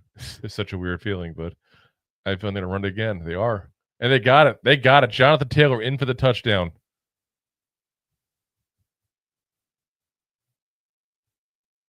Now, would they go for 2 to make it a one touchdown difference here? Or are they just going to go for the 1, call it a day? But look at that hole. That was a nice running lane for Jonathan Taylor. Good job by their offensive line. Bad job by our defense there. But yeah, this is what we needed, guys. Have a little hope. Elijah Garcia was the guy who was getting pushed around. And again, this is a guy that, let's be very frank, isn't really an NFL player. He's that fringe NFL player that we got on the roster because of all the issues we got in the injuries. As Derek says, Nabers was the right pick at 6. Like I said, I think so as well. Again, listen, it's football, man. We can all have different opinions, but we can also have a little friendly banter back and forth there too. It's about it. So ain't hate like that. But like I said, to me, I think when you get a good quarterback, Nabers is going to be a legit top flight receiver in this league. You can already make the case he is, a top flight receiver in this league, considering he's been injured for a lot of this year and the quarterback play he's dealt with. It's hard to get yak yards and stuff like that when you're not getting led right by the quarterback. Quarterback's been a big issue for him. So, all right, there we go. Ryan Kelly, who's already, you saw him limping before earlier in the game, by the way, guys. He's popping off the field at this point here. He is their starting center. He's had a lot of injuries lately the last couple of years, getting a little up there in age at this point. He's 31. But yeah, he is going to be probably out for the game. I got to imagine that they're taking him into the locker room and everything at this point here, but who knows? Depends. Sometimes you walk it off a little bit, you're good to go after a little bit, but not a good sign for a guy who's had a lot of injuries there. So best luck to him. Never want to root for a guy to get injured and hurt and having all that, that on his head there. 20 seconds left in the half here.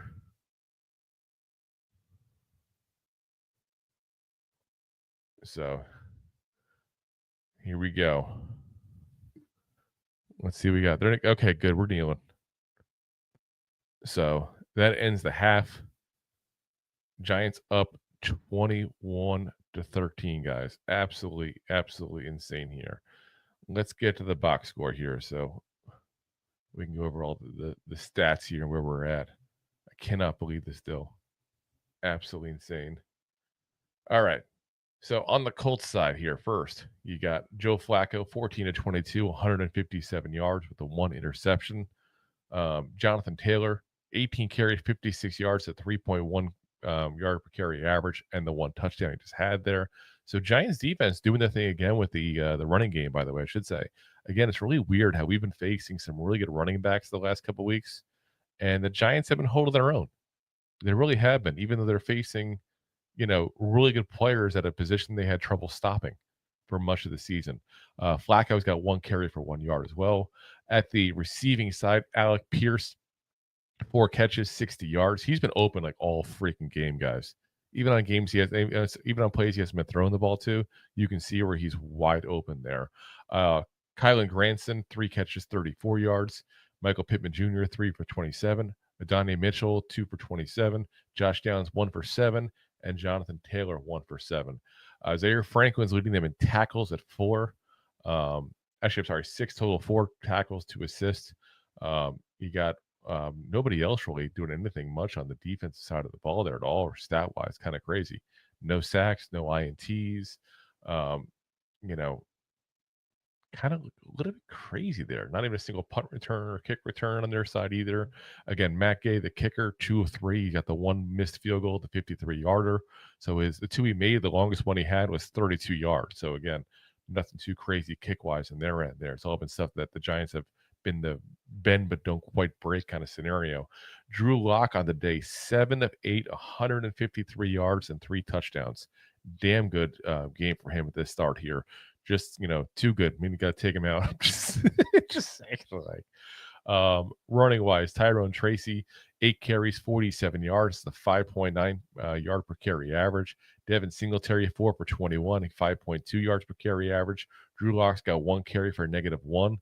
Malik Nabers, 4 catches, 103 yards, and 1 touchdown here. Darius Slayton got 1 for 32. Tyrone's got 1. Tyrone Tracy Jr., 1 for 13, and Wan'Dale Robinson, 1 for 5. So literally 4 of the 7 receptions have gone to Malik Nabers.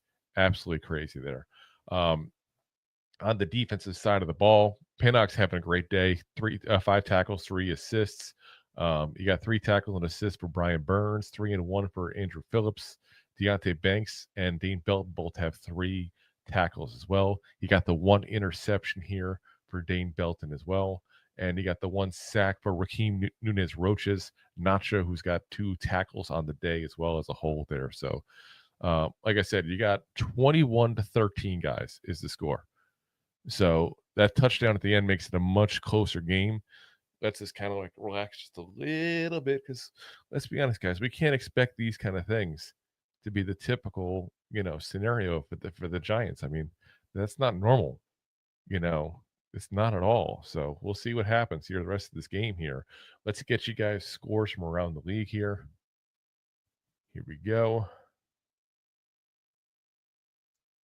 And some of the guys were fighting actually for a playoff position. Sorry, playoff. I mean, for a draft position, are potentially going to win this as well, which is going to help us out here. Obviously, the games we already had here. Thursday game, Chargers won 34-27 over the Broncos. Yesterday's games, Chiefs won 27-19 over the Texans. Ravens won 34-17 over the Steelers. And I'm sorry, you know what? I went too far back. I'm like, wait a minute, that doesn't sound right. Let me go back here. There we go. Okay, so Wednesday's game, obviously, you had 29 to 10, the Chiefs going over the Steelers. You had the Ravens 31-2 over the Texans. And then Thursday was Seahawks 6, Bears 3. Yesterday's final scores, Chargers 40, Patriots 7. And then in overtime, the Bengals won 30-24 over the Broncos. And then the Rams won 13-9 over the Cardinals. Games going on currently, just about to go into halftime with the Eagles and Cowboys. Eagles are up 17-7, 13 seconds left in that half. Buccaneers are getting destroying the Panthers 27-14, 28 seconds left in that one. Bills up 12-0 at halftime. Obviously, we said Giants up 21-13 at half. The Raiders are also up right now 13-10 over the Saints at halftime, and the Jaguars are up 13-3 at halftime. So if these keep the way they are, guys, let's go back to the Tankathon site so we can see here. As we got Pal 11 says, if they ever win, then I guess build a team around bridge quarterback Fields Jameis. I don't know if 2026 has good QBs. I don't know. To put in perspective, they got A+ performance, best of the season, but F for the draft. Yeah, and guys, listen, every single year it's next year is the one for the quarterbacks. Next year is the one for the quarterbacks. So I don't know. You know, I don't believe it until it comes closer to the draft time, because I feel like every year it's said, every single year. But here's where we're at. If we win this, hypothetically, okay, the Jaguars and the Raiders are also going to be winning right as of right now. That would put the Giants in territory where they'd be 4th overall in the draft, with the Patriots, Jaguars, and the Browns in front. So that actually helps us, I think. It means if we really want to get one of the quarterbacks, we can still do it. We just have to trade down to do it. But we don't have a ton of quarterback needy teams in front of us there. Pal 11 says they go from 1 to 6 for now if they either win without counting other teams. Exactly. Like I said, but counting the other teams right now, we got 2 teams that are going to be going behind us at that point. And even if hypothetically the Jaguars don't win this game, that means the Titans do, which means the Titans go behind us. So either way, we're going to be actually, worst case scenario, we 5th, because one of the 2-3 team wins is going to have to win, unless they tie, which actually helps us because then both of them go behind us. We're going to have to root for a tie potentially, but worst case scenario would be 5th. Best case scenario, we're 3rd, or if there's a tie in that Jaguar and Titans game, which is obviously unrealistic, but maybe, you know, go into 4th if the Raiders can hold out and win again as well, which would be just weird if they start winning. Raiders, their season's up there. But we'll see what happens. It's kind of interesting to look at it in this perspective, because again, we're winning. We've been kind of, you know, not just winning, but safely winning this whole game here, it seems like. And it's a weird feeling, because I would have loved to see this earlier in the season. But you watch it now and I'm like, damn, I don't want to win. I don't want to win this game. I don't want to do it. Let's go ahead and not, do that. Yeah, it's a little crazy, that's for sure. But yeah, like I said, not something I expected to see. That's for damn sure. Not something I expected to see at all. But here's where we're at. As we're talking about the Packers and Vikings game later on, that should be a good game. That's a game I'm definitely looking forward to seeing. That's for sure. Pal 11 says if they win, then they get Burden or McMillan. If they go offense, Mason Graham. If they go defense, I don't know if I want them to go QB. Again, I'll stick to the same thing I've been saying the whole time. I'm not going to be in there for interviews and stuff like that. I'm going to, in the end, say that I think that whoever the Giants select, I'm going to have to just trust they're doing what they can with the information they have. You know, we don't get access to interviews, medical. There's a lot of things that fans and, content creators and all, we don't get the option to see this stuff. So it's hard to second guess some of the stuff there without having all the information. But we all do, let's be honest. It all depends on where we're at. It really all depends on where we're at. I do think the big thing for me is going to be if we do win this game, hypothetically, you're probably going to have to move up for a quarterback. And if you move up for a quarterback, you better be damn sure that quarterback is the one you're going to build around for years to come. And if anything, it solidifies what I've been saying, and we'll talk about in the post game because that was already one of the topics we had to talk about, is that Joe Schoen can't be the GM because Joe Schoen will force the pick. Because if you go get a rookie quarterback, it kind of resets the clock a little for you. He goes, okay, well, we didn't succeed this year, but we had a rookie quarterback and we were developing him, and that's the process, and that's blah blah blah. You know, he'll force that. A new GM would sit there and just go get whoever they think is best. You know, Steven says Drew Lock looks like Joe Montana, and the Colts can't cover Malik Nabers. Yeah, I mean, let's be honest. Malik Nabers, a lot of people have trouble covering him. This is probably his most dominant first half of the game, that's for sure. But a lot of people have trouble covering him. But again, I think the Drew Lock thing has been the bigger thing for me.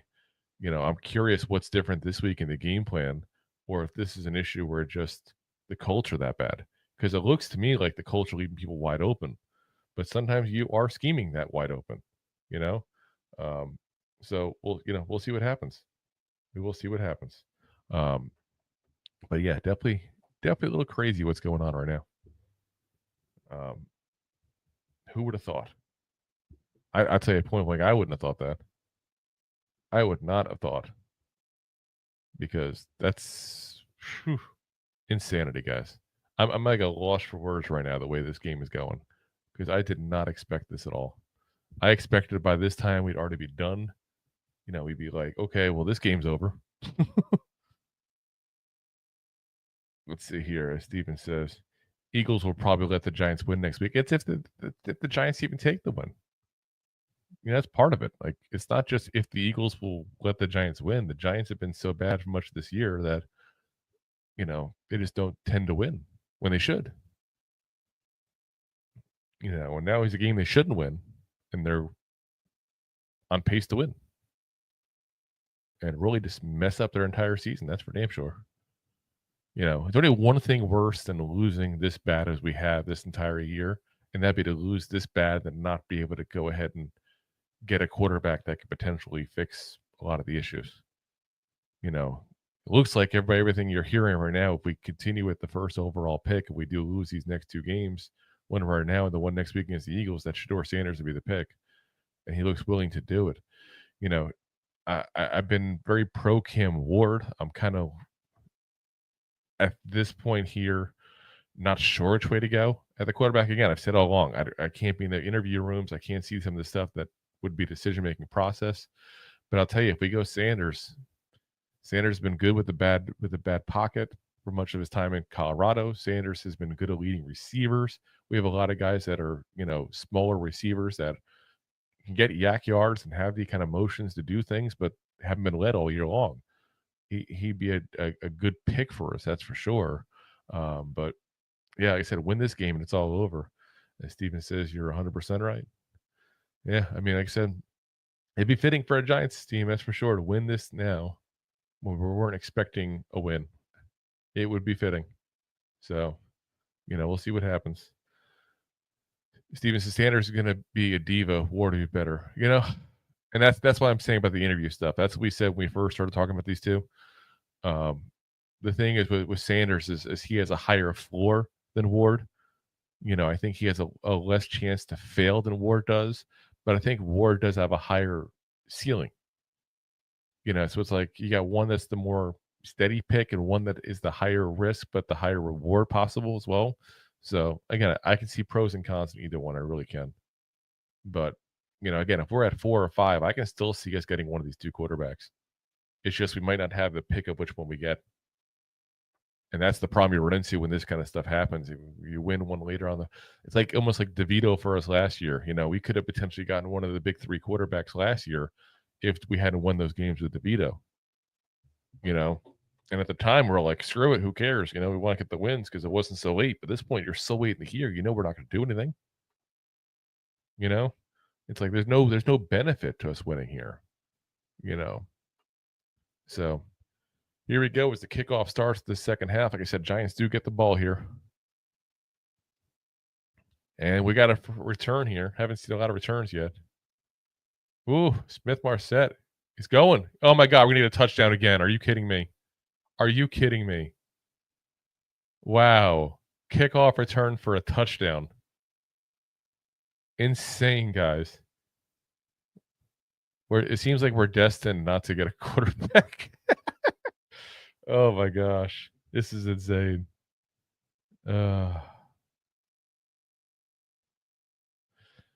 As Steven says, remember, losing isn't in a pro football's makeup. They want to win, and they want to make the most money they can. Exactly. Like I said, we as fans may want us to lose, but you tell that to the players, tell that to the coaches, tell the people that are there. Tell it to the assistant coaches, the training staff, the people that have been busting their hump all year long. They still want to win. But that's crazy to get another touchdown. I jinxed it saying, oh my God, the Giants are, starting with the ball. I guess the offense doesn't even have a chance to take the field. And it's funny, the stadium's so quiet right now. Like no one knows how to take this because, you looked at this game and you go, okay, you don't want to win, but you don't want to cheer for the Colts. It's like, it's we're all in that internal struggle right now. But wow, the Colts, whew, this is bad. This is bad. The Colts got to respond here. That was a really bad car. And it's funny, as we said, the special teams wasn't the greatest this year so far. That's a big special teams play. The Giants haven't even put points on the board this year. They put points on the board today. The Giants haven't gotten turnovers on defense. They got an interception to start the game today. This has been a weird game where everything that you expect to usually see out of the Giants you don't see today, and that's weird. It's weird. Like, where has this been all year long? Because all year long this kind of stuff happens. We're having a totally different conversation about this team. We're still saying we need a quarterback, but oof. Steven says no coach will ever tell the players to lay down. We got to draft a QB. Players don't give a poop if they want to win. Colts are pretty much dead meat. Yeah. I mean, again, I agree with you 100%. Players always want to win. Always want to win. So, talk about the message right now that they will have the team is basically reiterating there's a whole other half to play. Well, of course there is.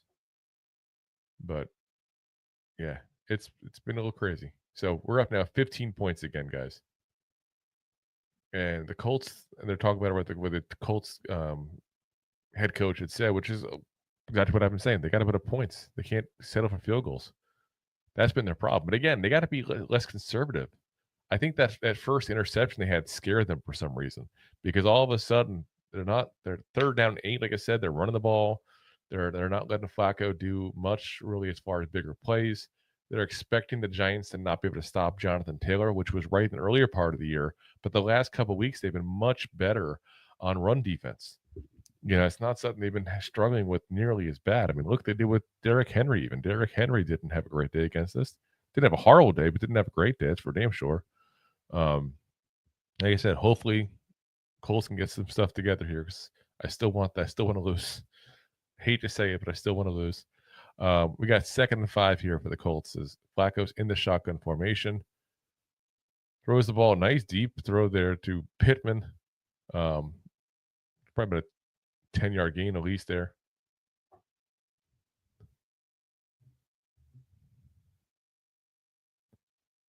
As Steven says, maybe Joe will call Brian and tell him to bench of starters. That's the only way that the Colts are going to win. Maybe. Let's go for it. I wouldn't be upset. Really. But, I'm not saying it's going to be that way, though. I mean, listen, the Colts could score again here. It'd be down to a 1-touchdown game. Do you really have the confidence that Giants would keep a 1-touchdown lead the way they play all year? If we did, let's be honest, it'd be just negativity we have. Because we're Giants fans, we have negativity naturally. We're so used to losing that the positive mindset just isn't there. We got a 6-yard gain, by the way, and first down by Jonathan Taylor. So 2nd and 4.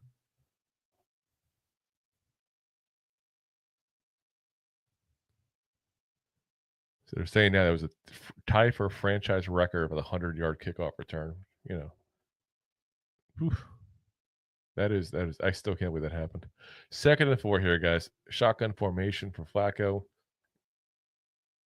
And they are handing the ball off to Jonathan Taylor, who's chugging along and gets that first down. So they're at the Giants 35. So again, they're already in scoring position. That's the thing. The Colts keep getting the scoring position, and they just can't put touchdowns up for some reason. Can't do it. So, guys, real quick, while we're on a little bit of a break there, if you haven't already, guys, go ahead and hit the like, subscribe, share to a friend. Let people know about the channel there, especially if you are on YouTube. That's a big one for us right now. We're trying to hit that 1,000 subscribers. We're in the 900s, so we're getting there. As Jonathan Taylor gets a big run on first down. Let's see here. Steven says, but then again, if Giants bench starters, now we will definitely know they want to tank. The New York media will have a field day with that one, LOL. But they're already listen, the media in general in New York is going to always think negativity like that because that's what sells them papers and that's what sells them, views online and stuff like that. But when it boils down to it, we got a 2nd and 1 and Jonathan Taylor gets stopped just at the line, basically. So still got a 1 yard to go there, 3rd and 1. But, Giants media, like I said, they're not as – there's a couple of people that'll dig in a little bit, but they're not as tough as people like to think they are, really, because I feel like they avoid questions. So they don't want to upset the Maras and Tishes and those guys, and the guys who do were point-blank ones that are on bigger outlets and don't have to worry about it, like a Jordan Ronan, for example, at ESPN, Pat Leonard, those kind of guys that can say things and not worry about losing their press pass. You saw what happened with Talking Giants as we got a huge run coming by Taylor. Here we go. This should be a touchdown. Touchdown for the Colts there. 3rd and 1, and you saw pretty obvious that from the get-go there was no second, third level of defense there. It was all towards the front. Once he got past that first wave, he was cleared. Oof. So we got 9 points. The lead is down to at this point there. Again, I don't know. We'll see if they go for 2 or 1 here. They'll probably go for 1 since they did that last time. But again, guys, this is what I'm saying. Don't count this as being done yet. The Giants could easily still lose this game. They have proven that they lose on a consistent basis, guys. 10 in a row. Losing teams find a way to lose. Winning teams find a way to win. And Steven says Colts are back in this one. Exactly. They are back in. So, all righty. Let's see.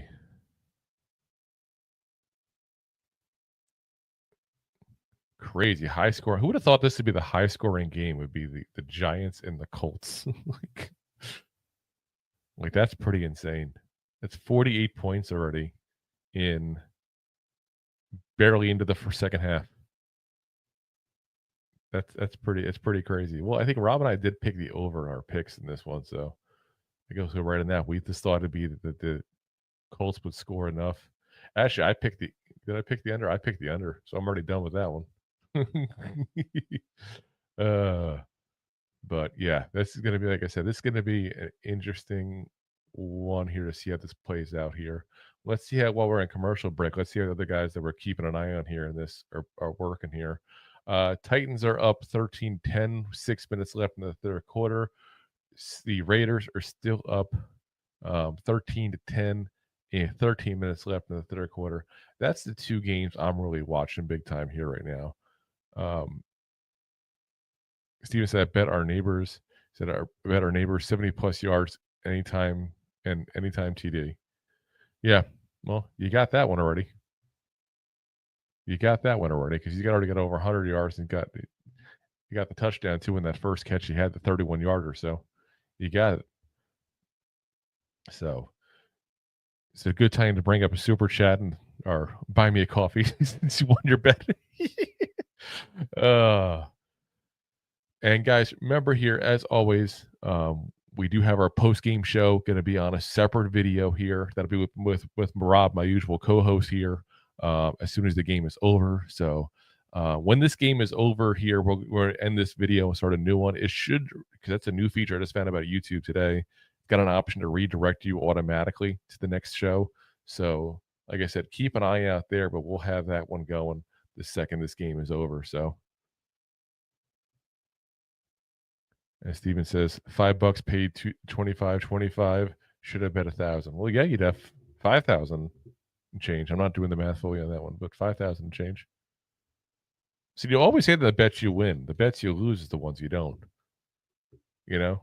So, take the win. Always just take a win where you can get the win in gambling. Because the house usually tends to win. There's a reason, gambling houses and casinos and all have such fancy buildings with shiny lights and all that kind of stuff. Give you free rooms and that kind of stuff. It's because they usually win. They usually win. This time the kickoff is going to be down in the end zone.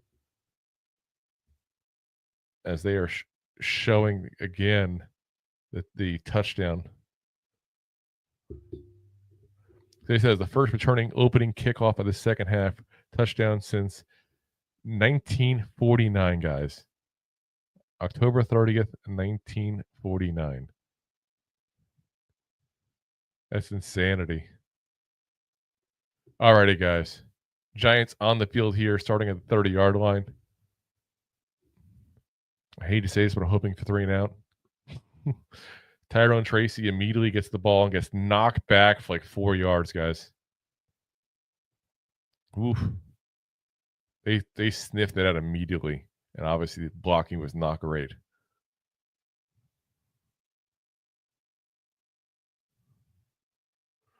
All right, so 2nd and 13, so they're only giving them -3. It looks like -4 from the TV. Tracy single back. Shotgun formation. Oh, bad snap. They hand the ball off to Tracy, who's going to get a couple yards. Going to get to about 2 yards there. So 3rd down and 11 coming up here for the Giants, guys. Let's see. So 3 wide receivers with the reception in the first half today for the Giants. First time in franchise history.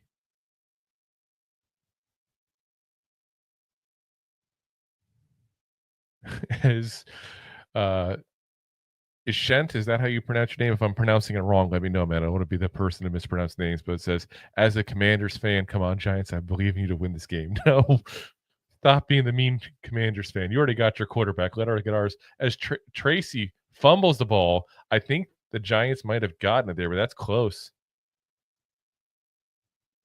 They're calling it for the Giants. That was close. Let's see here. They're saying speed, but no, it wasn't speed. It was Franklin who got the ball loose. Oof. But yeah, we're in for the punt here, guys. We're in for the punt. Let's see here. They talk about it could have been a catastrophic play. It could be a spectacular play.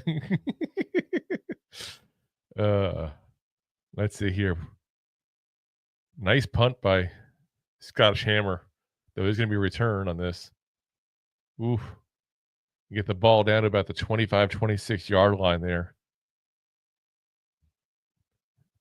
So is Drew Lock's looking back? Drew Lock looks human again. He lost that power up he had in the first half, maybe. So now the Colts get the ball back with the chance to tie it up in this one here. Oh no, he says Drew Lock is my hero if he pulls this off. You stop. You already got your quarterback. Let us win one, damn it. Let us win one. We deserve one in this. This has been crazy. Like I said, don't make me mean about the Commanders. The Commanders are like the little brother in the division. We're not upset with the Commanders. It's the Eagles and Cowboys we hate. But yeah, like I said, y'all got your quarterback. Let us get one. Because this is if we win this game, definitely makes it more difficult to get a quarterback. That's for sure. Steven says Colts should definitely be able to move the ball down the field. Yeah, they should. They've been doing it all the game long. It's just a matter that they can finish it with a touchdown. They haven't. It's the defense. this defense is set up as a bend but don't break, point blank, and that's what it's been doing. They've been giving field goals and stuff like that. But again, part of this comes into the fact that they have to do something more aggressive than what they've been doing on the the offensive side of the ball for the Colts there. Again, I'm going to go right back to that 3rd and 8. You got 3rd and 8 and you're running the ball? You kidding me? And then you miss a 55-yard field goal because of that. That's been one of the big differences here is the Giants have been making big plays and the Colts offense has been playing scared. And it's probably because that first interception that he had. But you know what? That's Flacco. You can't corral that. You got to let him go and do his thing at that point. And it's sad I'm giving advice to the Colts here on how to win the game. That's what I've been delegated to at this point. Oh, my gosh. Bad. But is what it is. It's where we're at here, guys. That's where we're at, is just trying to figure out a way to keep that first overall pick. So, but we'll see what happens. They just got a touchdown here. Let's see if they can get another one here. And then all of a sudden, game is right there. Last 3 possessions have been field goal, touchdown. So, at this point, start pulling everybody from the defense, put the backups in. Oh, my gosh. It's going to be crazy. Here we go. 1st and 10.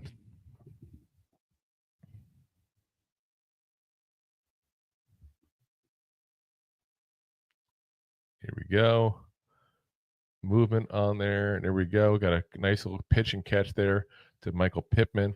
Deonte Banks went in to go for the sack and left Pittman wide open in the process.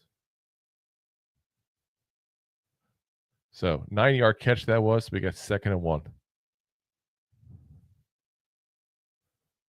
don't know about y'all too, but again, I give kudos to people that aren't Eagles and Cowboys pretty much. If I see something positive, I give kudos to Franklin. I was a captain of the team, one of the better players there, but he has been just high energy all over the place trying to keep his team together there.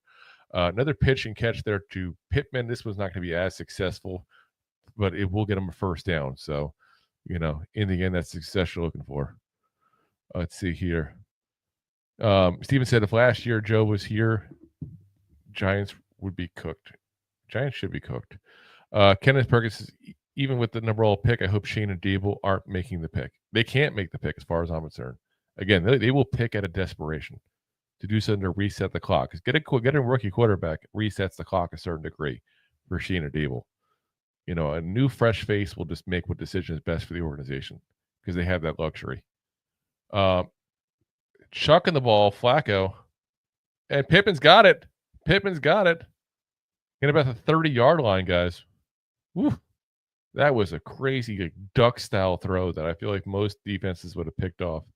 That's been an issue with the Giants all year long. They just don't look at the quarterback. Ooh, look at that. Elijah Chapman just got in his face and just chucked it, and Pittman went back for it. And Adoree Jackson didn't even know what was going on at that point. I got a little bit tangled up with him there, but didn't really see where the ball. Again, they don't. This has been the problem with the Giants corners. They aren't making plays based on what's going on with the quarterback. They're making plays based on what the receiver's doing, which may help stop some of the passes from getting caught, but it's not going to get you turnovers. So pro and a con there. As we got 1st down here by the Jonathan Taylor with the Colts there getting probably about 4 yards there. So we got 2nd and 6 coming up. Steven says Giants need to hit the eject button on Brian and Joe's seat. Yes, they do. As Jonathan Taylor, by the way, now over 100 yards they're showing. He's got 25 carries, 111 yards, 25th career 100-yard game. Seems lower than that. That should be for him. Yeah, he's been around for a couple of years now, but again, he got that one injury that kind of, took a lot of time off, especially last year for him. So Taylor gets the game, gets the catch again. Gets their ball again for another 5 yards. We're going to have a 3rd and 1 coming up here. Like I said, they're just running on this Giants team. You can tell that was their game plan. But like I said, I really think it became the game plan after that first interception. Sean says, even if the Giants fire Shane and Dable, I bet they hire Poles and Abrams. Don't you do that to me. You're being mean. Commanders fans get one good year. Next thing you know, acting like they run the place. Oh, let's see here. Got 3rd and 1 here, guys. 3rd and 1. Going to be a toss out to. Oof, that's going to be close. That's going to be close. Toss out to the left hand side for Taylor. Depends on where the ball is placed. Is you got Brian Burns on the sidelines. That's on the ground here on the side of it. Yeah. Again, the guys, this is a guy who's been fighting injuries all freaking year long and deserves a lot of respect from Giants fans for what he's been doing. He's the one who chased down Taylor, too. They're saying just short.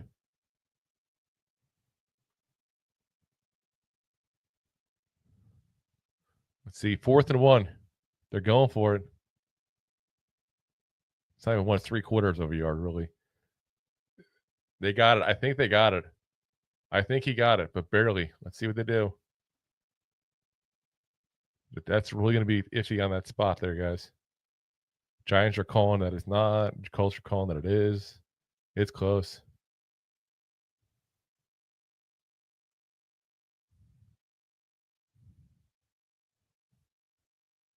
No signals.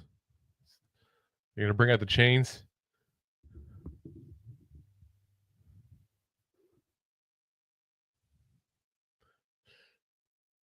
Let's see. See, I think as he landed, he got it.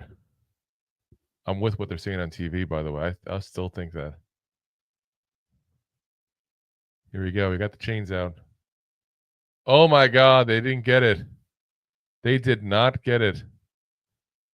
Wow. That's what I said, guys. Bend but don't break defense. Again, this ain't the defense's fault this year. Wow. All right, let's take a look here. You guys got a couple of comments here I was holding off on because of what was going on at the game here. Kenneth says, who would you like to see as head coach and GM? It's a good question right now. Vrabel's my pick. I'd love to have as the head coach, but I want to have a good offensive coordinator that can mold a quarterback. If I would go with, and I don't even know if there's going to be an option. Again, we're playing almost a Madden style here by saying who we get as if we can get anybody.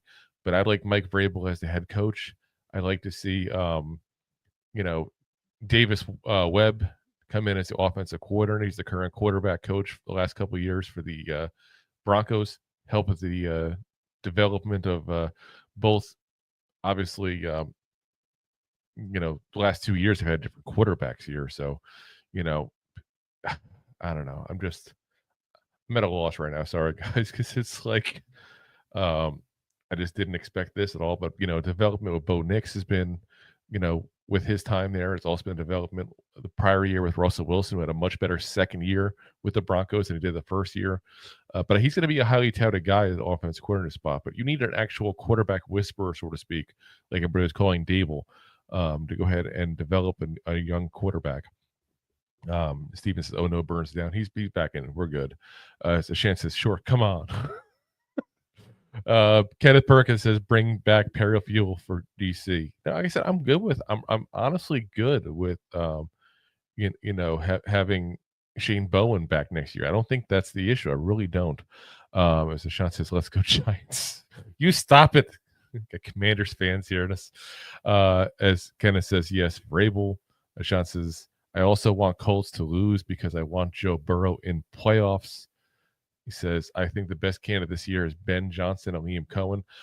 Ben Johnson is a guy that I don't know. Something's a little weird about him. Keeps on, being a big time candidate. Keeps on going for interviews. Keeps having jobs he's turning down, and then just stays in Detroit. He's waiting for that perfect scenario. And you can look at it two different ways. You can look at saying that's a smart decision. You can also look at it that's a lack of confidence in himself. And that's a big issue that I have there for him. Cohen was an interesting one because he's done a very good job with Baker Mayfield, that's for sure. And Sean says, if I had to predict Ben Johnson goes to Chicago, I wouldn't want anything to do with the Chicago Bears. I'm sorry. We got a false start on Slayton here by the Giants to start off as their drive. I don't want anything to do with Chicago. If I'm a guy who's looking for a head coaching job, I'm sorry. Caleb Williams, I've said before, I don't think he's that good. They've also lost 10 in a row. It's kind of been lost in the shuffle of what's going on with the Giants. They've lost 10 in a row. And then you also got, the fact that the Bears just have no offensive line. And worse than the Giants, even the offensive line. It's just, like I said, a position I wouldn't personally want is Drew Lock tossed it out to Singletary. Going to get about 6-7 yards, looks like there. So 2nd and 6. So it's about 9 yards he got in that. Like I said, I wouldn't want the Chicago Bears job. Sean says they have a good roster. Took a miracle Hail Mary from us to beat them. No, that was just a bad game for you guys. It's when you guys were playing rough that little stretch there. You guys Commanders have gotten playing the right style of football again for them, but you went through a little bit of a rough patch there. 2nd and 6. Here we go. Oh, gonna get Tracy in the backfield. Is going to be a loss about 2 yards there. As Steven says, Ben Johnson is waiting for Dan Campbell to kick the bucket. Listen, the way that guy has energy and stuff, he might have a heart attack the way he's going there. But yeah, I don't think it's going to be any issue for him waiting for Dan Campbell. I don't think that's what. I think he's just waiting for the perfect scenario. People forget sometimes you get one shot to prove you're a head coach. Sometimes in this league, you take the wrong spot and bad things can happen. We had Dan Quinn, since we're talking to a Commander fan in this conversation. We got a first down by the Giants, by the way. Just got about a 9-yard on 3rd and 8, 9-yard catch there to Wan'Dale Robinson. But Dan Quinn was a head coach, obviously, a little bit with the Falcons. We had to be a great defensive coordinator again with the Cowboys for multiple years to get a shot there. So Sean says Bears are more attractive job than Giants. I'm sorry. Oh, well, that's fine. If people think that, that's fine. Take that. It's not a good job. If you make that kind of decision to think the Bears are a good decision, then I got to question your decision-making, abilities overall, which means I don't want you as a head coach. As Drew Lock is getting flushed out of the pocket there, throws the ball away on 1st and 10. And flag is thrown somehow. Oh, my gosh. Steven says, trust me, Giants don't want Ben Johnson. Like I said, I'm not high on Ben Johnson. Like I said, I look at that as a potential lack of faith in themselves by him to keep on going for interviews. Like, if you don't want a job, then just don't go for the interview. But he goes for interview after interview after interview. Ineligible man downfield was a call, by the way, in that flag. So a little crazy there. I can't believe an ineligible man downfield, legal motions, all this kind of stuff. It's just nonstop. So, all right, 1st and 15 we now end up with.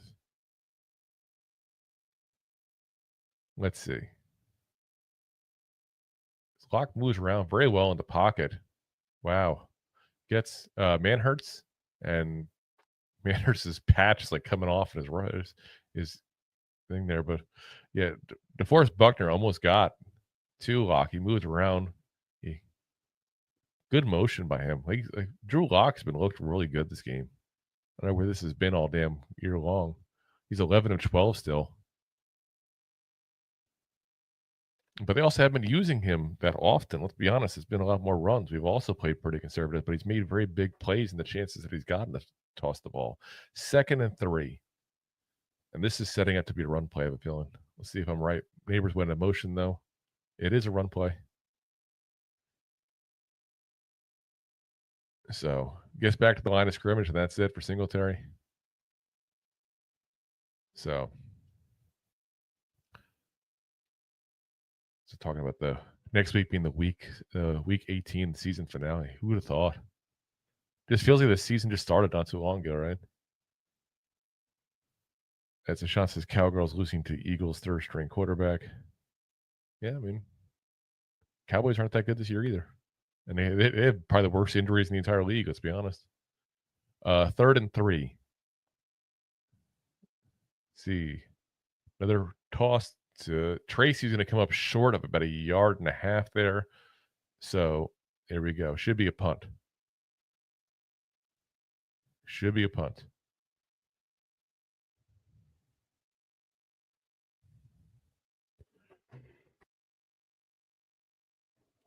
All right. So 4th and 1, and Drew Lock's still out there, guys. The Giants are going to go for it. This is a little crazy. They're saying the telecast, I think they might just try to draw him off sides and get off the field and punt it, which would be the sensible thing to do. Find out. We got 5, 4, 3, 2, 1. Nope, they're going for it. Toss play to Tracy. Let's say, nope, they stuffed him. He lost a little bit on that one.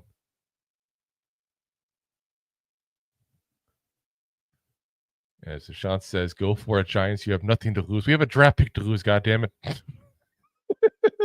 We got a draft pick to lose, but that is, first off, good job by the Colts defense. Obviously, that stop, it's a pretty big stop for them. But it's also, this puts the offense in a pretty good position to start off with.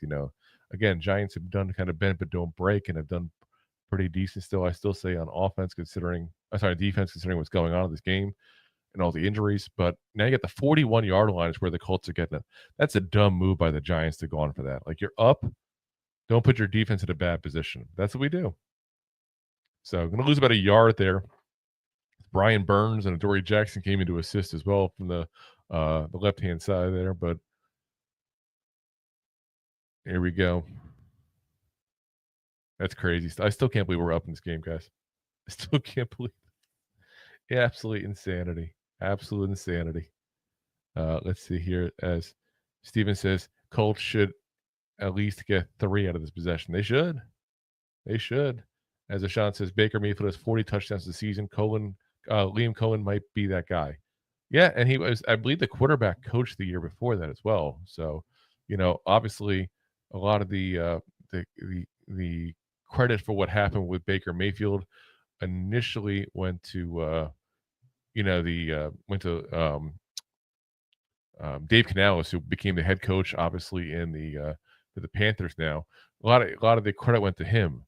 But if you look at what Baker's doing this year, you could sit there and say that it's a good spot for him. I had to look at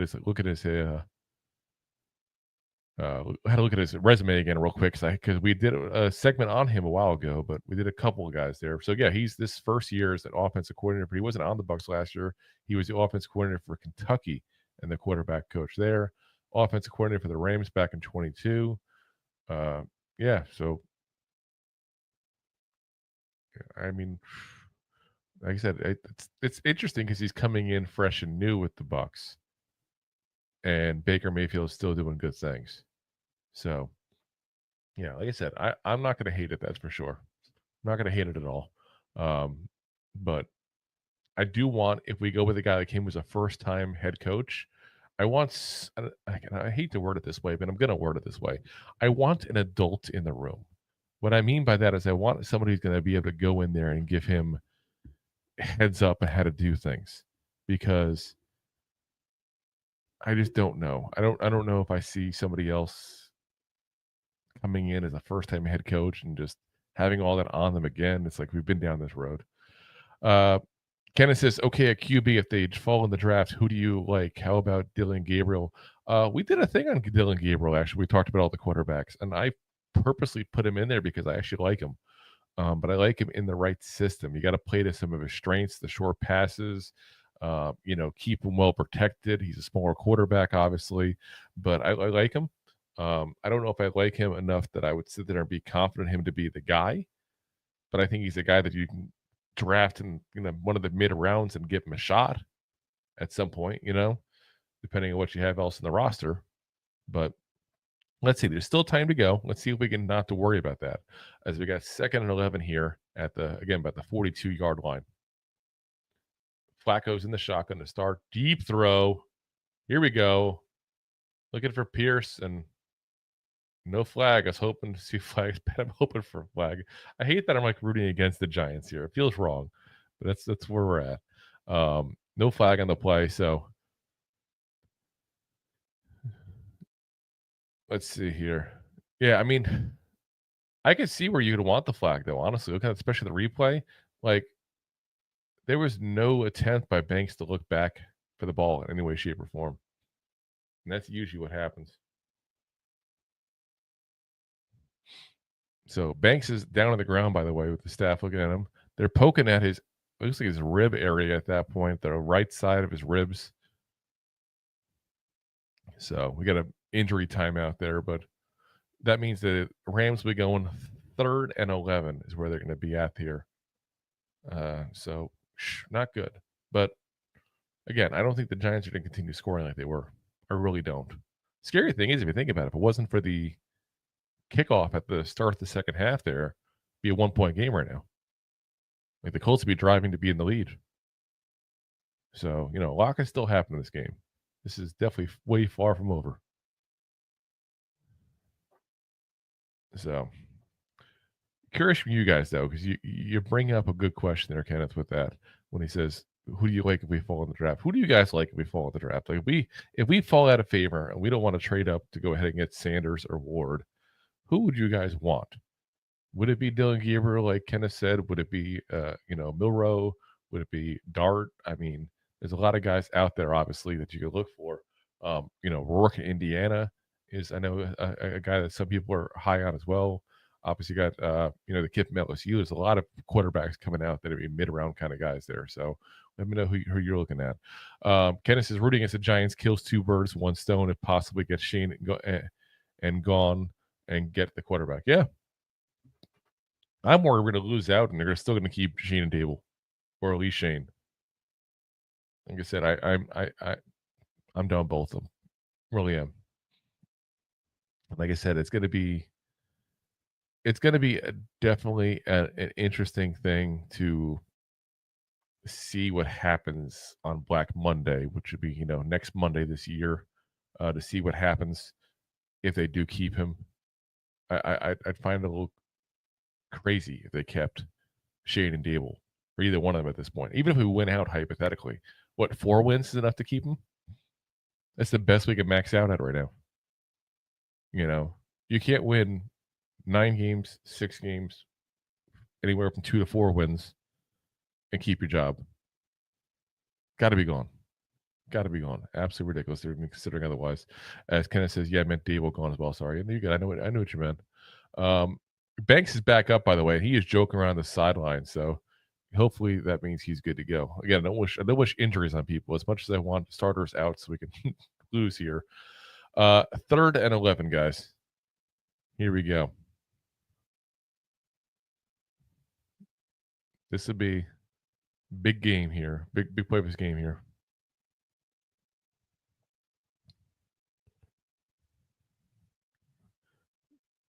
There we go. Got some pressure going to Burns. Oh my gosh. Pass is completed for a first down, I think. Yeah, that's incomplete. Okay, hold on. Let's see the replay. Flacco had no time. Burns was in his face really quickly. Let's see. They're showing the Burns rush. I don't want to see that as much as I want. Kudos to Burns, but I want to see the catch non-catch. That was the downs. They're not replaying that for some reason. The Colts are going to punt it. Oh my god. Absolutely goddamn ridiculous.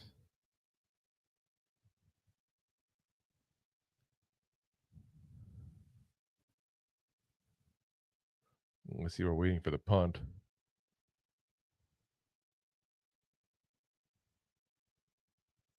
We're waiting for the punt, by the way. The 2 games we're looking at here. Smith Marquette gets a fair catch there.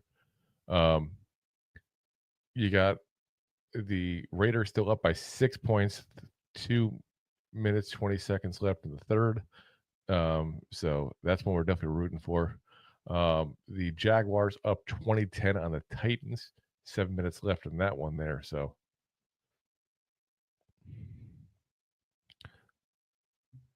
alrighty. So here we go. 1st and 10 for the Giants.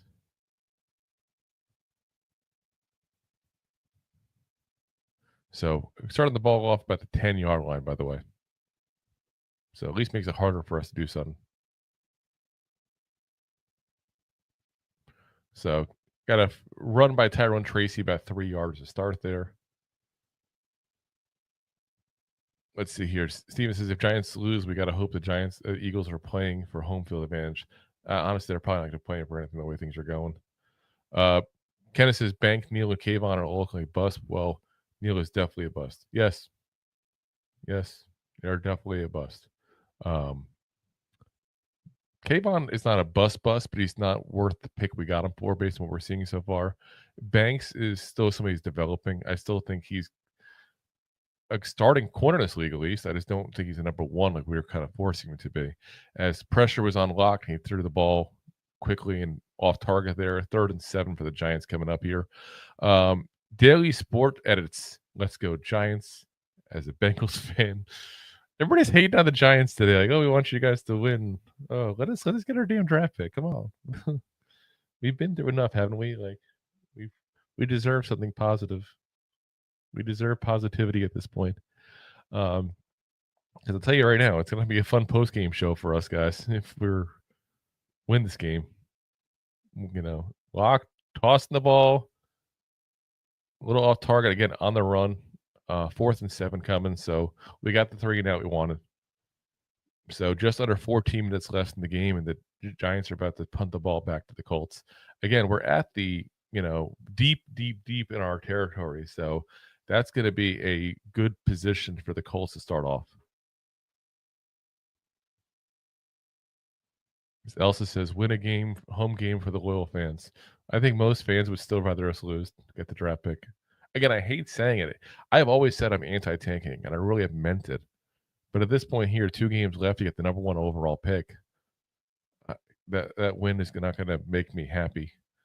If we get the punt there to about the 39-yard line. Again, Scottish Hammer does a great job, but 39 is still a decent starting position for the Colts here as they go back to commercial break there. Kenneth says, yeah, especially with Sanders wearing those cleats yesterday. Yeah. Though I don't know if he wore them. I saw them in his locker, but they were talking about whether or not acting as if he wore it in the game. He definitely did not wear them in the game. I'll tell you that for sure. Al says, as a Dolphin fan, we need the G-men to win. Oh my God, all the teams are like, all the other fans are like against the Giants today, trying to get us to lose our draft pick. Again, real quick, guys, I hate to kind of harp on it there, but I want to keep bringing it up here every so often. If you guys haven't already, hit the like, hit the subscribe, hit the share button, especially if you're on YouTube. Again, we are on a quest for that 1,000 subscribers here, as we need less than 100 more to get there. So appreciate you guys' help on that there. But yeah, like I said, all the teams are coming in and hating on us here. So Kenny Boo Marshall said, let's get my brother in the Hall of Fame. Giants, Leonard Marshall, 25-26. Listen, Leonard Marshall, we've made the case before for a lot of Giants that could be considered for the Hall of Fame that aren't in. Leonard Marshall, definitely one of them. A guy that I feel like the only reason he's not considered a guy for the Hall of Fame is because I think people think he benefited so much from playing next to Lawrence Taylor. And to me, that's bull. Absolute bull. And I think that's probably why Carl Banks isn't in either. You look at how many players could you look at and say, oh, if it wasn't for so-and-so on the team with them, they wouldn't be so good. Troy Aikman's in the Hall of Fame. You think he'd be so great if he didn't have the best offensive line of that generation? One of the best running backs of all time and a great wide receiver and a great defense. There's so many things that were great around him. Why doesn't he get penalized for that? And that's just one example that I can give you guys. It comes from mind off the top of my head. I feel bad for guys like that. It's like you shouldn't be penalized for playing next to greatness. You could make the case that guys like Leonard Marshall, Carl Banks also helped make Lawrence Taylor good.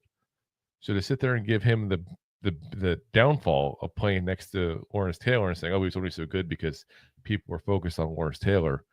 I'm sorry. I can't subscribe to that theory. Cannot subscribe to that theory whatsoever. Utter BS. And I'm sure I don't want to speak for Lawrence Taylor, but I'm sure he would probably say the same damn thing. Because you really could have looked at it as saying that, okay, Lawrence Taylor may not have got double teamed, triple teamed as much because guys like Leonard Marshall, guys like Carl Banks were there. It's not talked about enough in that respect either. As Steven says, the only thing the Dolphins have to hang on their hat is the 72 undefeated season. It's a big thing to hang your hat on, man. It is. Kenneth says, yeah, the other team's fans are being messy. As Kenny B. Marshall says, thank you. Appreciate it. Like I said, man, it's the truth. I just speak my mind. Um, and Kenneth says, yeah, Leonard and Carl also made Lawrence good as well. Yeah. And like I said, I've been saying it forever. There's a lot of people on the Giants that are not in the Hall of Fame that should be. We will talk later on in the post game about Eli Manning, who's made the final cut there to top 15 players. So one of them, got a 33% chance, you could say, of being in the Hall of Fame there now. As we got a first down here by the Colts. You guys, I'll give you a name that you don't hear very often for Giants fans that are on the younger side here at that point. There is, you know, a guy that point blank should be in the Hall of Fame, as Jimmy Patton was a 5-time All-Pro safety for the Giants and isn't in. As we got another 5-yard gain there by the Colts. Colts are still moving along here, guys. Like I said, it's definitely it's definitely something that should be looked at more. Carl Banks again is in there. Leonard Marshall, like I said, Leonard Marshall, and I'm not just saying this because you got somebody who's saying there his brother in the chat here, but Leonard Marshall is one of the guys who should be at the very least a borderline NFL player, and you don't ever hear him get the respect of being even consideration for it. As we got a flag coming here down with Deontay Banks on Michael Pittman. We'll see who it's on. Banks is calling for it on Pittman, but no, they're pointing to Banks. So big penalty coming on the Colts there. But again, Marshall should at least be in the conversation for it. Tom Coughlin. How do you get 2 goddamn Super Bowl rings as a head coach and not in the Hall of Fame? Carl Banks on the NFL's all-time, all-decade team for the 1980s. Not on there. There's a lot of guys. And the Giants have much more Hall of Famers than most people in the NFL, partially because of the fact they've been around for 100 years. I mean, you're an older franchise. You've had a lot of successful runs too as well. But like I said, the Hall of Fame, I've always felt like it's a little anti-Giants for some reason to a certain degree. All right, so we got 1st and 10 here, about the 20-yard line now, thanks to that big penalty. Jonathan Taylor gets the ball, gets about a 5-yard gain here to start. As Kenny Boo Marshall's way similar stats to how long. It's funny you say that, man, because Rob and I did a show, I want to say about was last year, I guess. Not this offseason, just past the year before that. We did best of, the Giants' history at each position. We talked about pass rushers, and that's what we said with him, that his numbers were very similar to Howie Long. It's funny you say that. It's kind of like we said about Tiki Barber. Tiki Barber, also down the hall. His numbers are very similar if you look to Marshall Faulk. Marshall Faulk just played for 2 more years, and he had more touchdowns. That's one thing he had. But you look at receiving yards, rushing yards, the average per year was much higher, especially towards the peak rushing-wise for Tiki. But because he was used so weirdly in the beginning, the average per year was very similar. Just had 2 more years. So, like I said, both those guys are another guys that should be in consideration for the Hall of Fame with the Giants. We could have a whole Giants class of inductions, basically. Like I said, so hopefully some of these guys get in eventually, especially while they're still around to enjoy it. Obviously, even you got guys you're talking about that have played back in the 80s at that point. Here we go. Big time touchdown catch. There we go. Alec Pierce, touchdown. It means they should be going for 2 to try to tie it up there. But again, some of these guys now, they're starting to get a little up there in age there. I think, some of these guys are probably in their early 60s now, where I don't want to have it be people like just getting in the Hall of Fame when they're like, 80 or like that. Like let them enjoy walking around as a Hall of Famer for decades. Leonard Marshall, 63. Let's see, Carl Banks, 62. And Carl Banks, I had the opportunity to meet actually at the Giants Jaguars game a couple of years ago. And for those who don't know, again, you see me on screen, so it's not like you can see my size. I'm 6'7", 265 pounds, so decent sized guy. Carl Banks is so much bigger than me, it's not even funny. Like, I'm taller than him, but size wise, still at his age, even still, I can only imagine how big he looked when he was, his playing days there back in the 80s and all. But again, so many people that could be in the Hall of Fame. So, all right, guys, we got that 2-point conversion coming up, though. Giants did call a timeout to kind of, go ahead and get some nerves here going, hopefully, for the Giants. I hate saying it like that, but let's be honest here. We want that 2-point conversion. We do.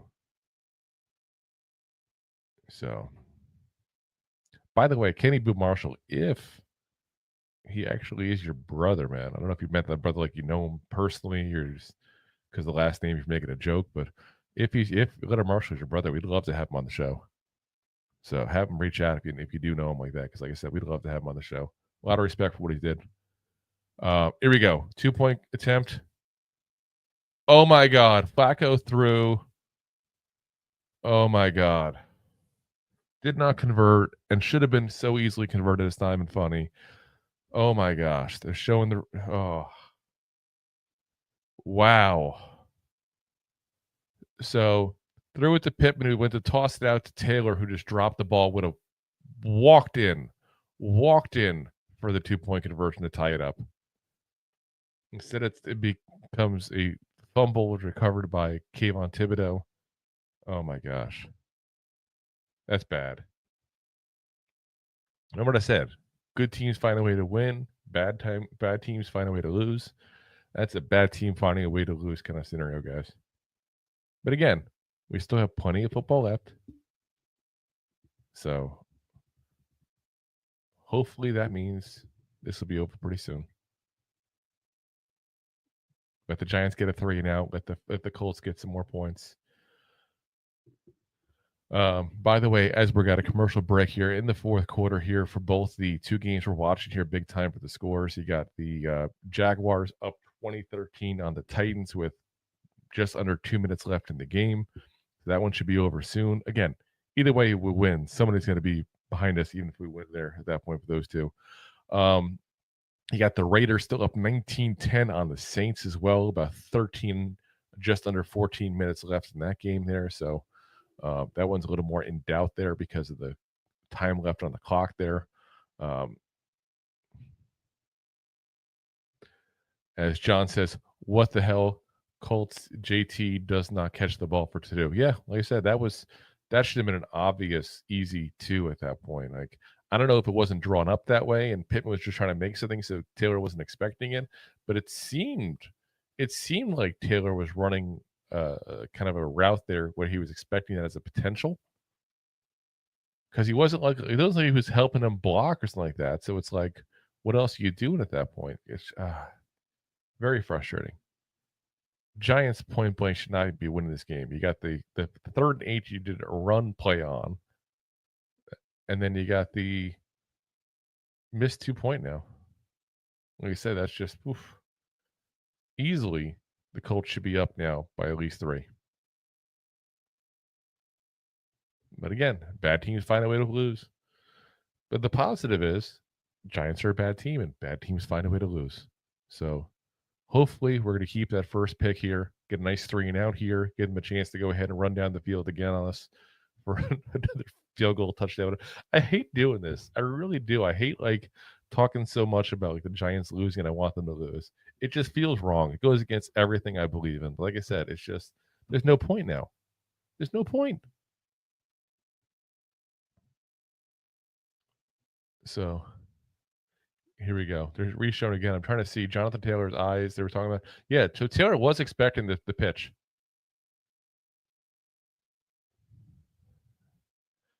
He was expecting the pitch. You can tell it by the way his eyes are. It's kind of a good take on that one. John says it's what's best for team though. Yeah, like I said, I agree with you. But like I said, it's hard for me to do it. It really is.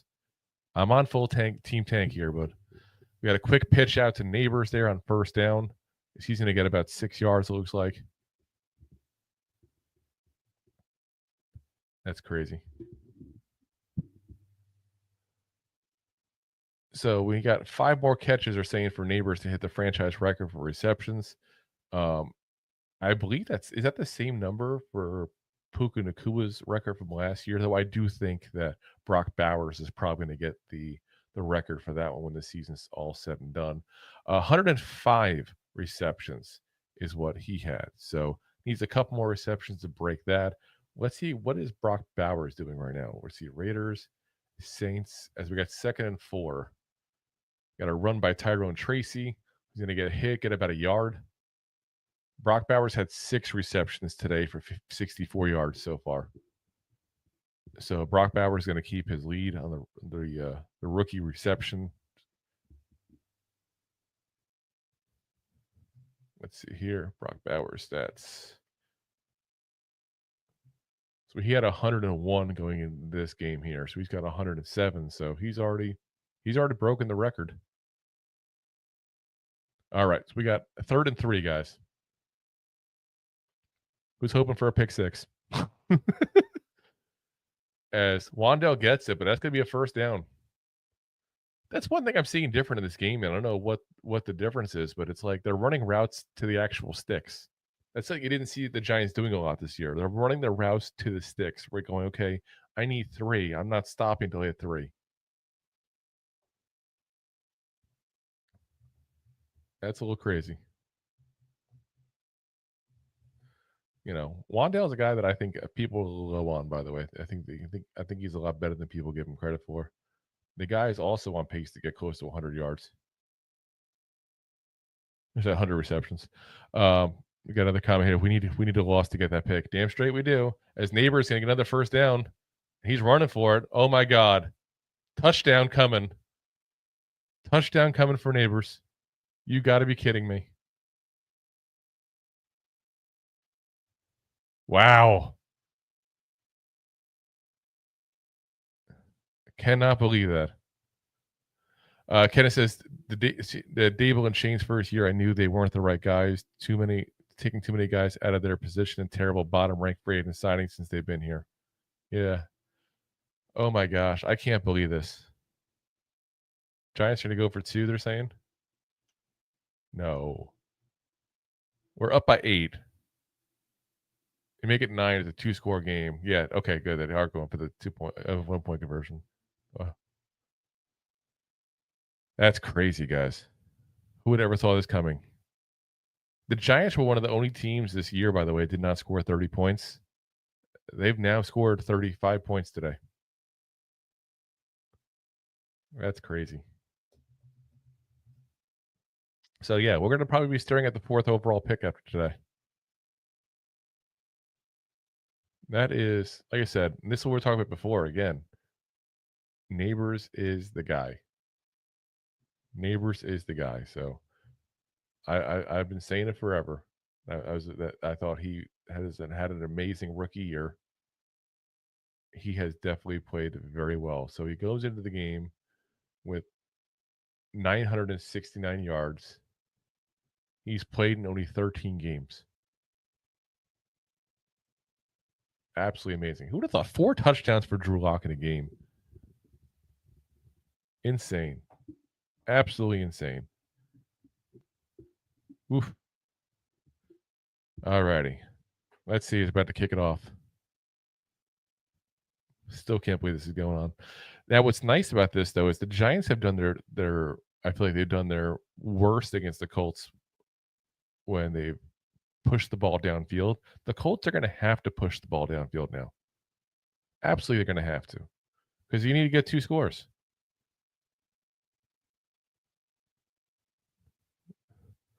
What's interesting, though, is they are down by 9 now. If they had to get on that extra point, they'd be down by 8 still. Now it's because they gave up that touchdown. It's a 2-score game now for them. That's crazy. All righty, guys. Let's see. 1st and 10 for the Giants, for the Colts. Absolutely insane. By the way, scores are still the same in the Jaguars, Titans, and the Raiders, Saints games. As Flacco's going deep. Pierce wide open. Catches the ball around the 20-yard line. What did I just say? The Giants cannot stop them when they're pushing the ball downfield. It's almost like I know what I'm talking about. Dory Jackson got absolutely gassed on that. Trying to run down and get Pierce. They give him credit, actually, trying to help in the coverage once he saw the ball going there. But, oof. Banks got torched. Like I said, Jackson is gassed now, trying to come over and help him. But, woof. Anyway, Raiders 19-10 over the Saints right now. 8:20 left in that game, and Jags 20-13 with over the Titans with a minute 42 left in that game. So Jason Pinnock's down, training staff's looking at him.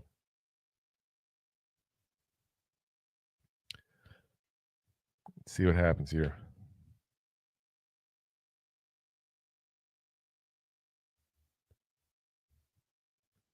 Let's see. That's just unbelievable. Unbelievable.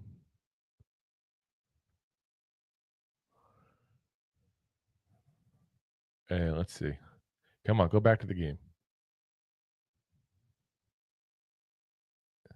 Showing that deep pass there. That's a nicely thrown ball, too. Oh, Pinnock hit into Bain Belton on that play. They're showing it now.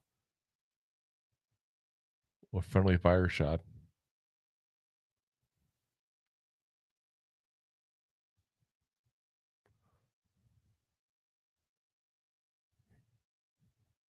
Here we go.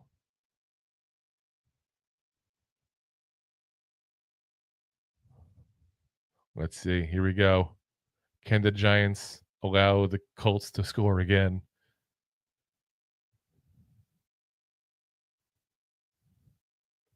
Flacco downs on the first down. Nice start here.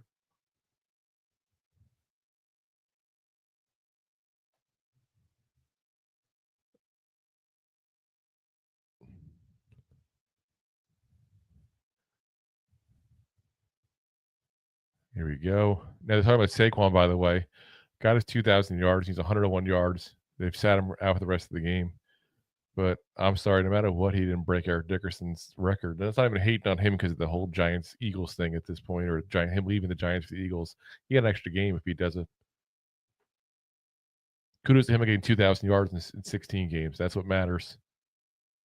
All right, here we go. Oh, my God, overthrew. Oh, my gosh. He overthrew Adonai Mitchell, who was wide open in the end zone. A little late on the throw, too, on top of that, but oh, my gosh, that would have been right there. Woo. That should have been a touchdown right there. But Mitchell can't be upset because he made a mistake earlier in the game in a wide open, big bomb pass. So, all right, here we are. 2nd and 10.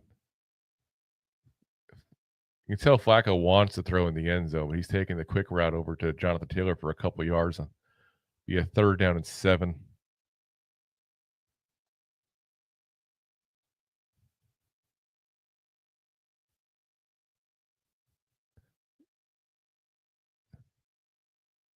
Let's see.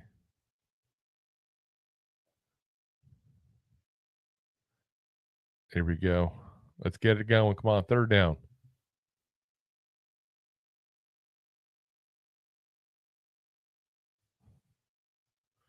3rd and 7. Flacco, touchdown. Touchdown. Michael Pittman Jr. Here we go. As he's throwing the ball up to Giants fans in the stands. Oh, my gosh. Here we go. Here we go.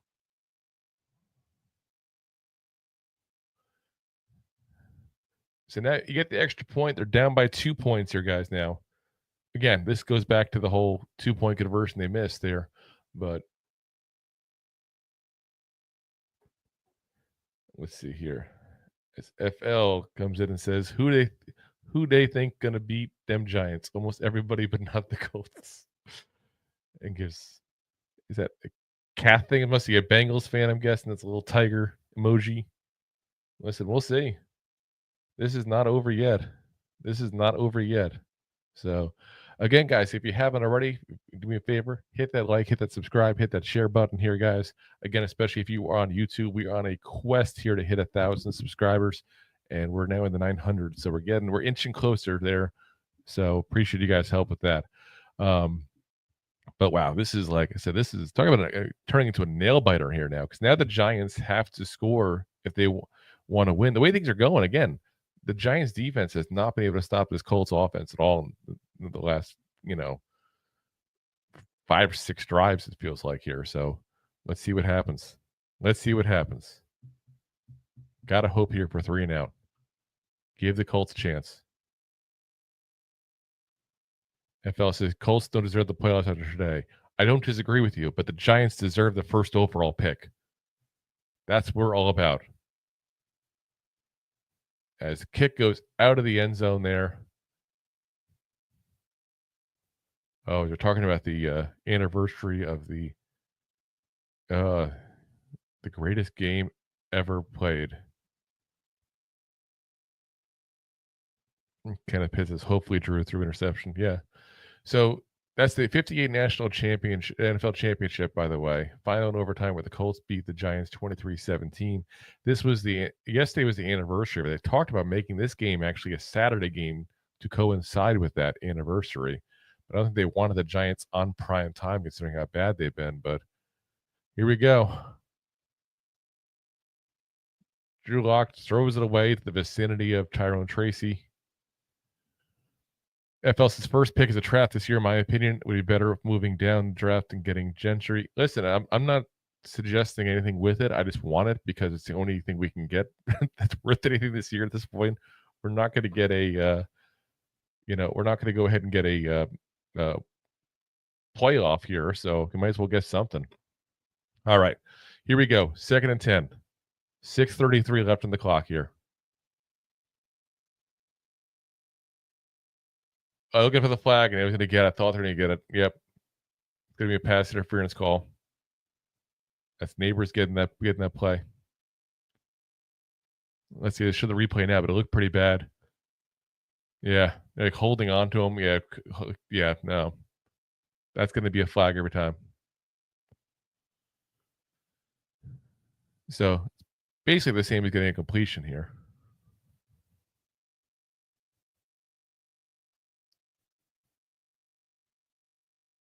So don't help the Giants out, Colts. Come on. We want that. We want that pick. We want that pick, damn it. Here we go. So 1st and 10. Wandale's in motion. And wide open, and he just bounced right off of him. Wow. I mean, literally just bounced right off of Wan'Dale Robinson. It's wide open. It's like he's trying to get a quarterback next year. I mean, literally just wow. That would have been a huge play for the Giants if that had gone through. I am so glad it didn't. That could have been a huge play. Oh my gosh. 2nd and 10 here. It's all right, Wan'Dale. We didn't want you to catch it anyway. Here we go. Balls again, the 36-yard line. Locke's throwing it up. Wan'Dale wide open that time. They're calling. Is that a catch? 1st down. There's guys on the Colts sideline saying it wasn't a catch.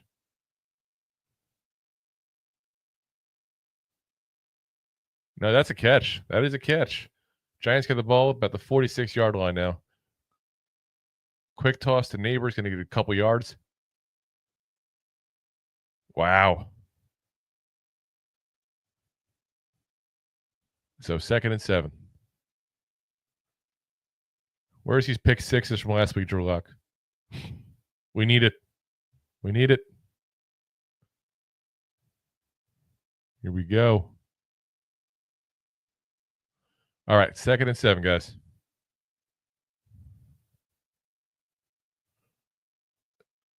Locke is under center, single back with Tyrone Tracy. Makes me think we can have a run here, so we have a big line too. And yep, we got a run. Going to be about a 2-yard loss, actually. FL says, who's Giants' biggest competition for first pick? That depends on what you mean by competition, like for the pick itself or for a quarterback.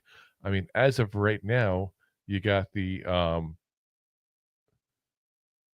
let's see, you got the I'm watching here to see what's going to happen. So the Jacksonville game, they officially won. The Raiders their game hasn't ended yet, but right now it'd be the Patriots and Titans.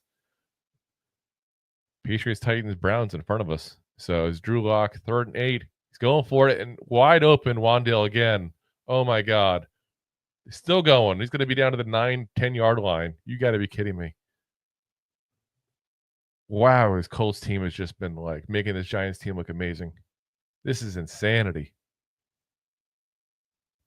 At this point, the Colts got to hope to stop us for a field goal just to get a chance to score a touchdown and win this game. This is insane. Wow. FL says, hopefully Browns beat the Finns today also. Well, hopefully so. And Steven says, this is probably Locke's best game. This is probably, his best game of his career at this point here. Here we go. Running the ball again. Tyrone Tracy Jr. going to get a couple yards here. He's still fighting for it. Listen, say one thing about this team. It's got a lot of fight here today. So, ball's going at about the 5-yard line. Whew. It's insanity, guys. 2nd and goal. Averaging 14.3 points per game this season, 35 today. It's insane. Oh my gosh. Crazy thing is, they're showing the stats. We only had one time in the red zone before this drive because they've just been big plays. There we go. 2nd and goal, guys. Let's see what we got here. If we score here, this game's over. We get a touchdown, the game's over. 2nd and goal. Drew Lock going for it and trying to force into Nabers. Incomplete. 3rd down. Now the interesting thing comes in being 3rd down. You got a 2-point lead. If you don't get this here, do you go for the field goal? I got to think you do to make it where you got to get a touchdown to win. But it's interesting because the Colts have played so well on offense here the last, few drives that it's like, do you trust this defense? Ooh, crazy. 3rd and goal. Here we go.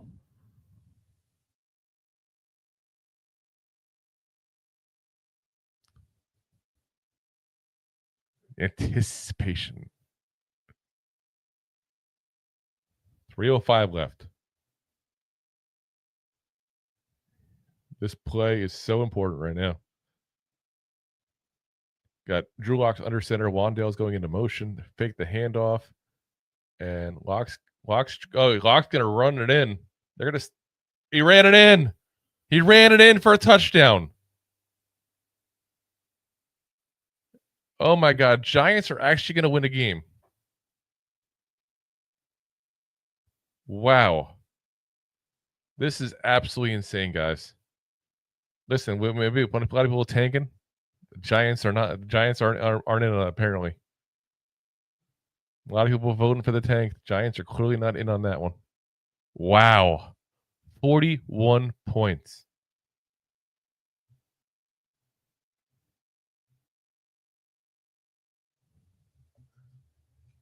Absolutely insane, guys.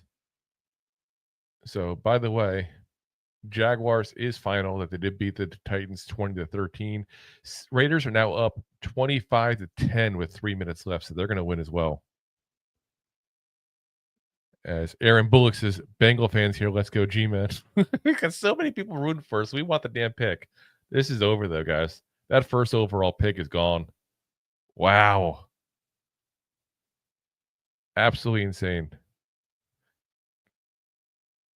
I'm almost speechless here, guys. Never would have saw this coming. Never would have saw this coming. Cannot believe this is going on. Giants don't win. That's not what we do. Not what we do. Woo. So, all right. So we got 2:57 left here, guys. See what happens. I mean, I guess it's still possible that they come back. It's just not likely. Definitely not likely. That's for sure. Let's see what happens here. All right. Who knows? Maybe they get a kickoff return for a touchdown now. FL says the QB class this year is bad anyway. I get it. It's not even about the QB per se, as much as I really do want the QB. It's a matter of just gives us options. It's something we can say positive takeaway. Yeah, we sucked this year, but at least we had the number 1 overall pick to do something to build this team back up again. Now we won't even have that. Like I said, we're going to end up with when this whole thing is over here, let's see. We'll end up pick number 5 is where we're going to be at right now.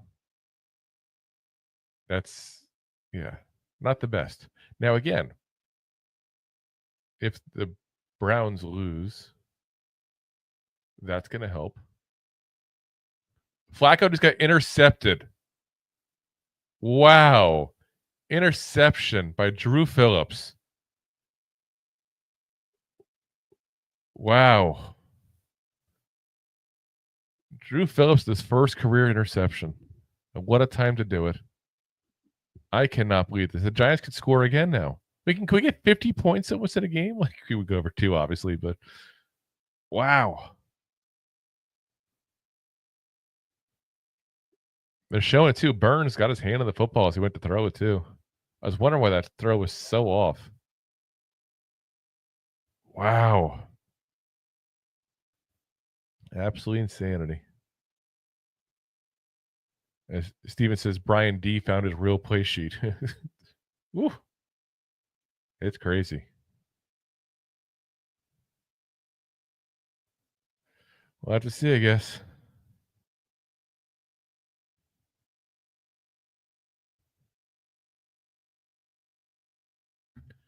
We got, let's see here. Tyrone Tracy going to run it. And that's what they're doing. They're just going to run the ball right now. So I dropped my phone and lose my headphones here for a second. That's what they're going to do. They're going to keep on running the ball. And they're going to try to take down time off the clock. That's what this game is all about at this point. Because you're going to at least get an interception. I'm sorry, you at least get a field goal, obviously. So that puts you at 45, up by 12. It don't matter. It done. Ooh, it's already done. 9 points. I can't believe this. That's insanity. Absolutely insane. This is like, whew. So 2nd and 8, guys. And they're going to keep on just taking time off the clock as best they can, too. Wow. Way to mess it up, Giants. Just when they finally got me on the tanking the last couple weeks, that's when all of a sudden they do this.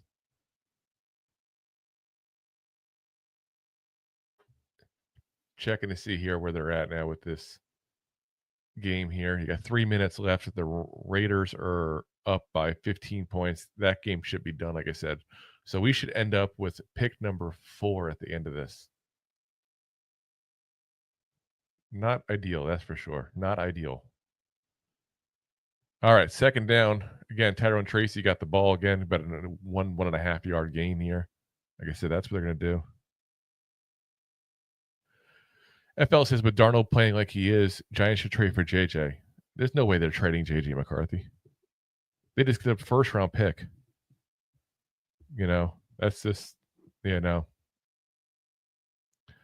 Courtney says, do you think Drew Lock should be our next quarterback? No. This is an albatross game. This is even a broken clock is right twice, Kenneth says, sorry, Drew, we lost this one. we lost by winning. We'll see what happens. I mean, the big thing right now is who they got left at that point there. So let's see real quick. Patriots last week will have the Bills. So you got to imagine they're going to lose. Let's see the Titans. Titans will have the Texans next week. As we get another run here by Tracy, 3rd and 7. It's going to be 4th and 5. Let's kick the field goal real quick. The Browns. That's the interesting one is the Browns. So the Browns have, later on at 4 o'clock have the Dolphins. If they can somehow pull it a win, that'd be freaking amazing. And then the Browns have the Ravens last week. The Ravens might not have been able to play. I don't know if they're planning on resting players, but it'd be nice to get the Browns to win again. If the Giants have a 3rd pick in the draft, I feel like we're sitting pretty to still get one of the two quarterbacks, because you got to figure the Patriots will take Travis Hunter, barring any kind of crazy trade offer on their part, and that leaves the two quarterbacks left. If else Vikings are going to move on from Darnold playing like he is, though. I don't disagree with you necessarily. I think they're going to tag him, but I think that they're not going to trade JJ McCarthy when they just spent a first round pick on him. Like, what are the Giants going to give up? You're not going to give the first round pick. You could have just drafted him last year yourself if you wanted him. So you can't sell it to a fan base that you're drafting. I'm sorry, trading away your first round pick the next year for a third round pick or a second round pick, even. Not going to sell that. And the Giants aren't going to give a first round pick for him. So I don't think it's in the cards. I really don't. I think they hold on to him. They let him heal up next year. He's got a couple surgeries, so he's going to be wild for healing up. So, yeah, I still can't believe this. Not cool. Not cool. Typical Giants. Finally get on board the tankathon, tanking, and then all of a sudden they win. So we see a fan with a Bills cap on. I never said that why fans of other teams go to games that aren't their teams, especially when their team is actually playing a game. Like, I always have the option of going to Bucks games living here in Tampa Bay area. I don't ever go because the Giants are playing. Want to see my team play. All right. Into the end zone.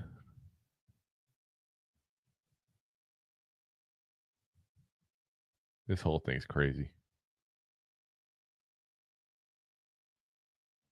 All righty. Wow. You guys, tell me how you're feeling right now, Giants fans. Tell me how you're feeling, because I know me, I'm like just absolutely flabbergasted by what's going on. Never been so upset by a Giants win before. You know, like I said, we still have the chance to get a quarterback, but we definitely don't control our destiny like we did. So, completes the pass to Granson, but there is a flag on the play. Holding on the offense. Nothing even matters anyway right now. Let's be honest. This coordinate's the same. FLS is just saying the Giants had JJ at QB and Gentry starting running back next year. They'd be in a lot better position. Yeah, I'm not saying they wouldn't be in a better position, but there's no way in hell the Vikings are going to let that happen. Plus, the Giants are not taking Gentry that early on, because I'm assuming you mean taking him with a top 5 pick. Not going to happen. If we take somebody who's not a quarterback with a top 5 pick, we're taking a corner. Or Travis Hunter if he drops, which I guess is kind of a corner. But you know what I mean? We're not taking a running back that early. Not going to happen. That's a move you make when you're like a player away. You know, and we have Tyrone Tracy Jr. I'm not saying he's Gentry, but he has played very well. And you get him another compliment, like a bruising north-south back to go with him, and I think you have a nice little duo there. So, we got a 2-minute warning here. Again, Giants up by 12 points. Absolute insanity. So we're just counting down to the very end of this point there. Unlikely anything else happens here. I mean, unless there's some kind of crazy play. FL says running back is so undervalued. It is. But my whole thing is it's not the right move for the Giants when they have all these holes to get a running back when they already have a running back. That's kind of like what the Falcons did getting Bijan Robinson a couple of years ago when they already had Tyler Algier. It's a stupid move because you're taking an undervalued position. It's undervalued for a reason, and you're taking a guy instead who could help your team at another position that's more valued. Because you could pick up a running back at any point in the draft. Like I said, look at Tracy. Look at what he's doing right now. If you had gotten that out of a first round pick, even you'd be happy. Because again, he's a rookie. You know, it's just not the way the NFL is anymore. You know. According to his facts NFL. Like I said, I'm not saying it's a dead position by any means. It still matters. It's still relevant, but it's not like it was. And we already got a running back, a very young, cheap running back that our team controlled for another 3 more years. So, As DJ Scuba 12 says, WTF. Yeah, WTF sums it up very well. So let's see. I'm talking to my co-host here. He's already talking about getting ready to come on here. Patriots are winning week 18. No, they're not. Not unless, and that's the problem. I don't know who's going to sit who week 18. That's the only thing that I could sit there and say is a potential.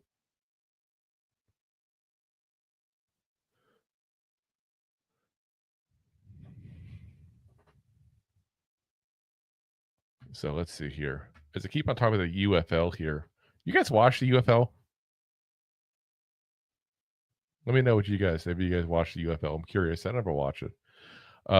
Big task at hand. The Giants are about to enter the dark ages. I hate to break it to you. We've already been in the dark ages. Like, that is definitely where we're already at. So FL says, but there's running backs and there's legit running backs. Henry, Barkley, Caliber, and Gentry, in my opinion, is that tier. I hate to say it that way. I just don't know. I haven't done enough work on some of these guys yet because we don't do that until after the season. I just can't see taking another running back that high. As Kayvon comes with a sack, fumble, Giants recover.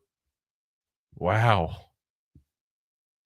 And there's no more timeouts for the no more timeouts for the Colts, guys. Let's see. DG Scuba 12 says, so let's say we lose with week 18 and Patriots lose. Do we get pick number 2? No. We're pick number 4 at the end of this. So what we need is to happen is we need to have the Browns, Titans, and Patriots all to win a game for us to get to number 1, or we need 2 of those 3 to win a game for us to go ahead and get to pick number 2. So Kamal says Giants won because they do not want a black quarterback. Well, I really don't think that has anything to do with that whatsoever, man. Yeah, that's it. The Giants decided to win now because they don't want a black quarterback. I'm sorry, that's just stupid.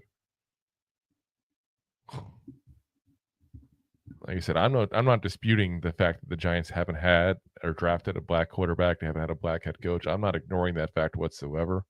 But if you really think the Giants just decided to turn off, flip a switch, and win to avoid getting a black quarterback, that's insanity. Connor's unbelievable. The Giants are going to screw up the number 1 pick. Oh, they already did. It's done. We're not getting that number 1 pick now. You know, and it's funny because a lot of what we're talking about in the post game is going to be based on that because we kind of expected that. Gamal says Arch Manning 2026. Yeah, I'm not waiting another year. I'm tired of waiting. Not going to wait. So, like I said, I still think we're going to get a quarterback in this draft. It's just a matter of if we can get one of the big 2 or not. That's the big thing.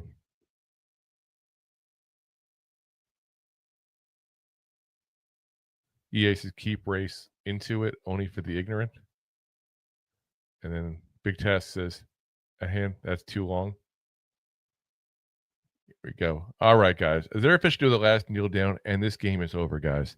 Keep an eye out. In just a second here, we're going to end this. We're going to go over to our post-game show, which is going to be on a different stream here because we use that for our audio podcast as well. So appreciate you guys for listening. Again, if you haven't already, hit the like, hit the subscribe, hit the share. We're going off to our post-game. We'll be live in just a second there. At the end of this video, it should give you a redirect to the link for that one there. So appreciate it, guys. We'll see you guys in just a moment there. Thanks for listening to Two Giant Goofballs, a New York Giants podcast. We appreciate your support. Thanks so much. Please, I'm begging you.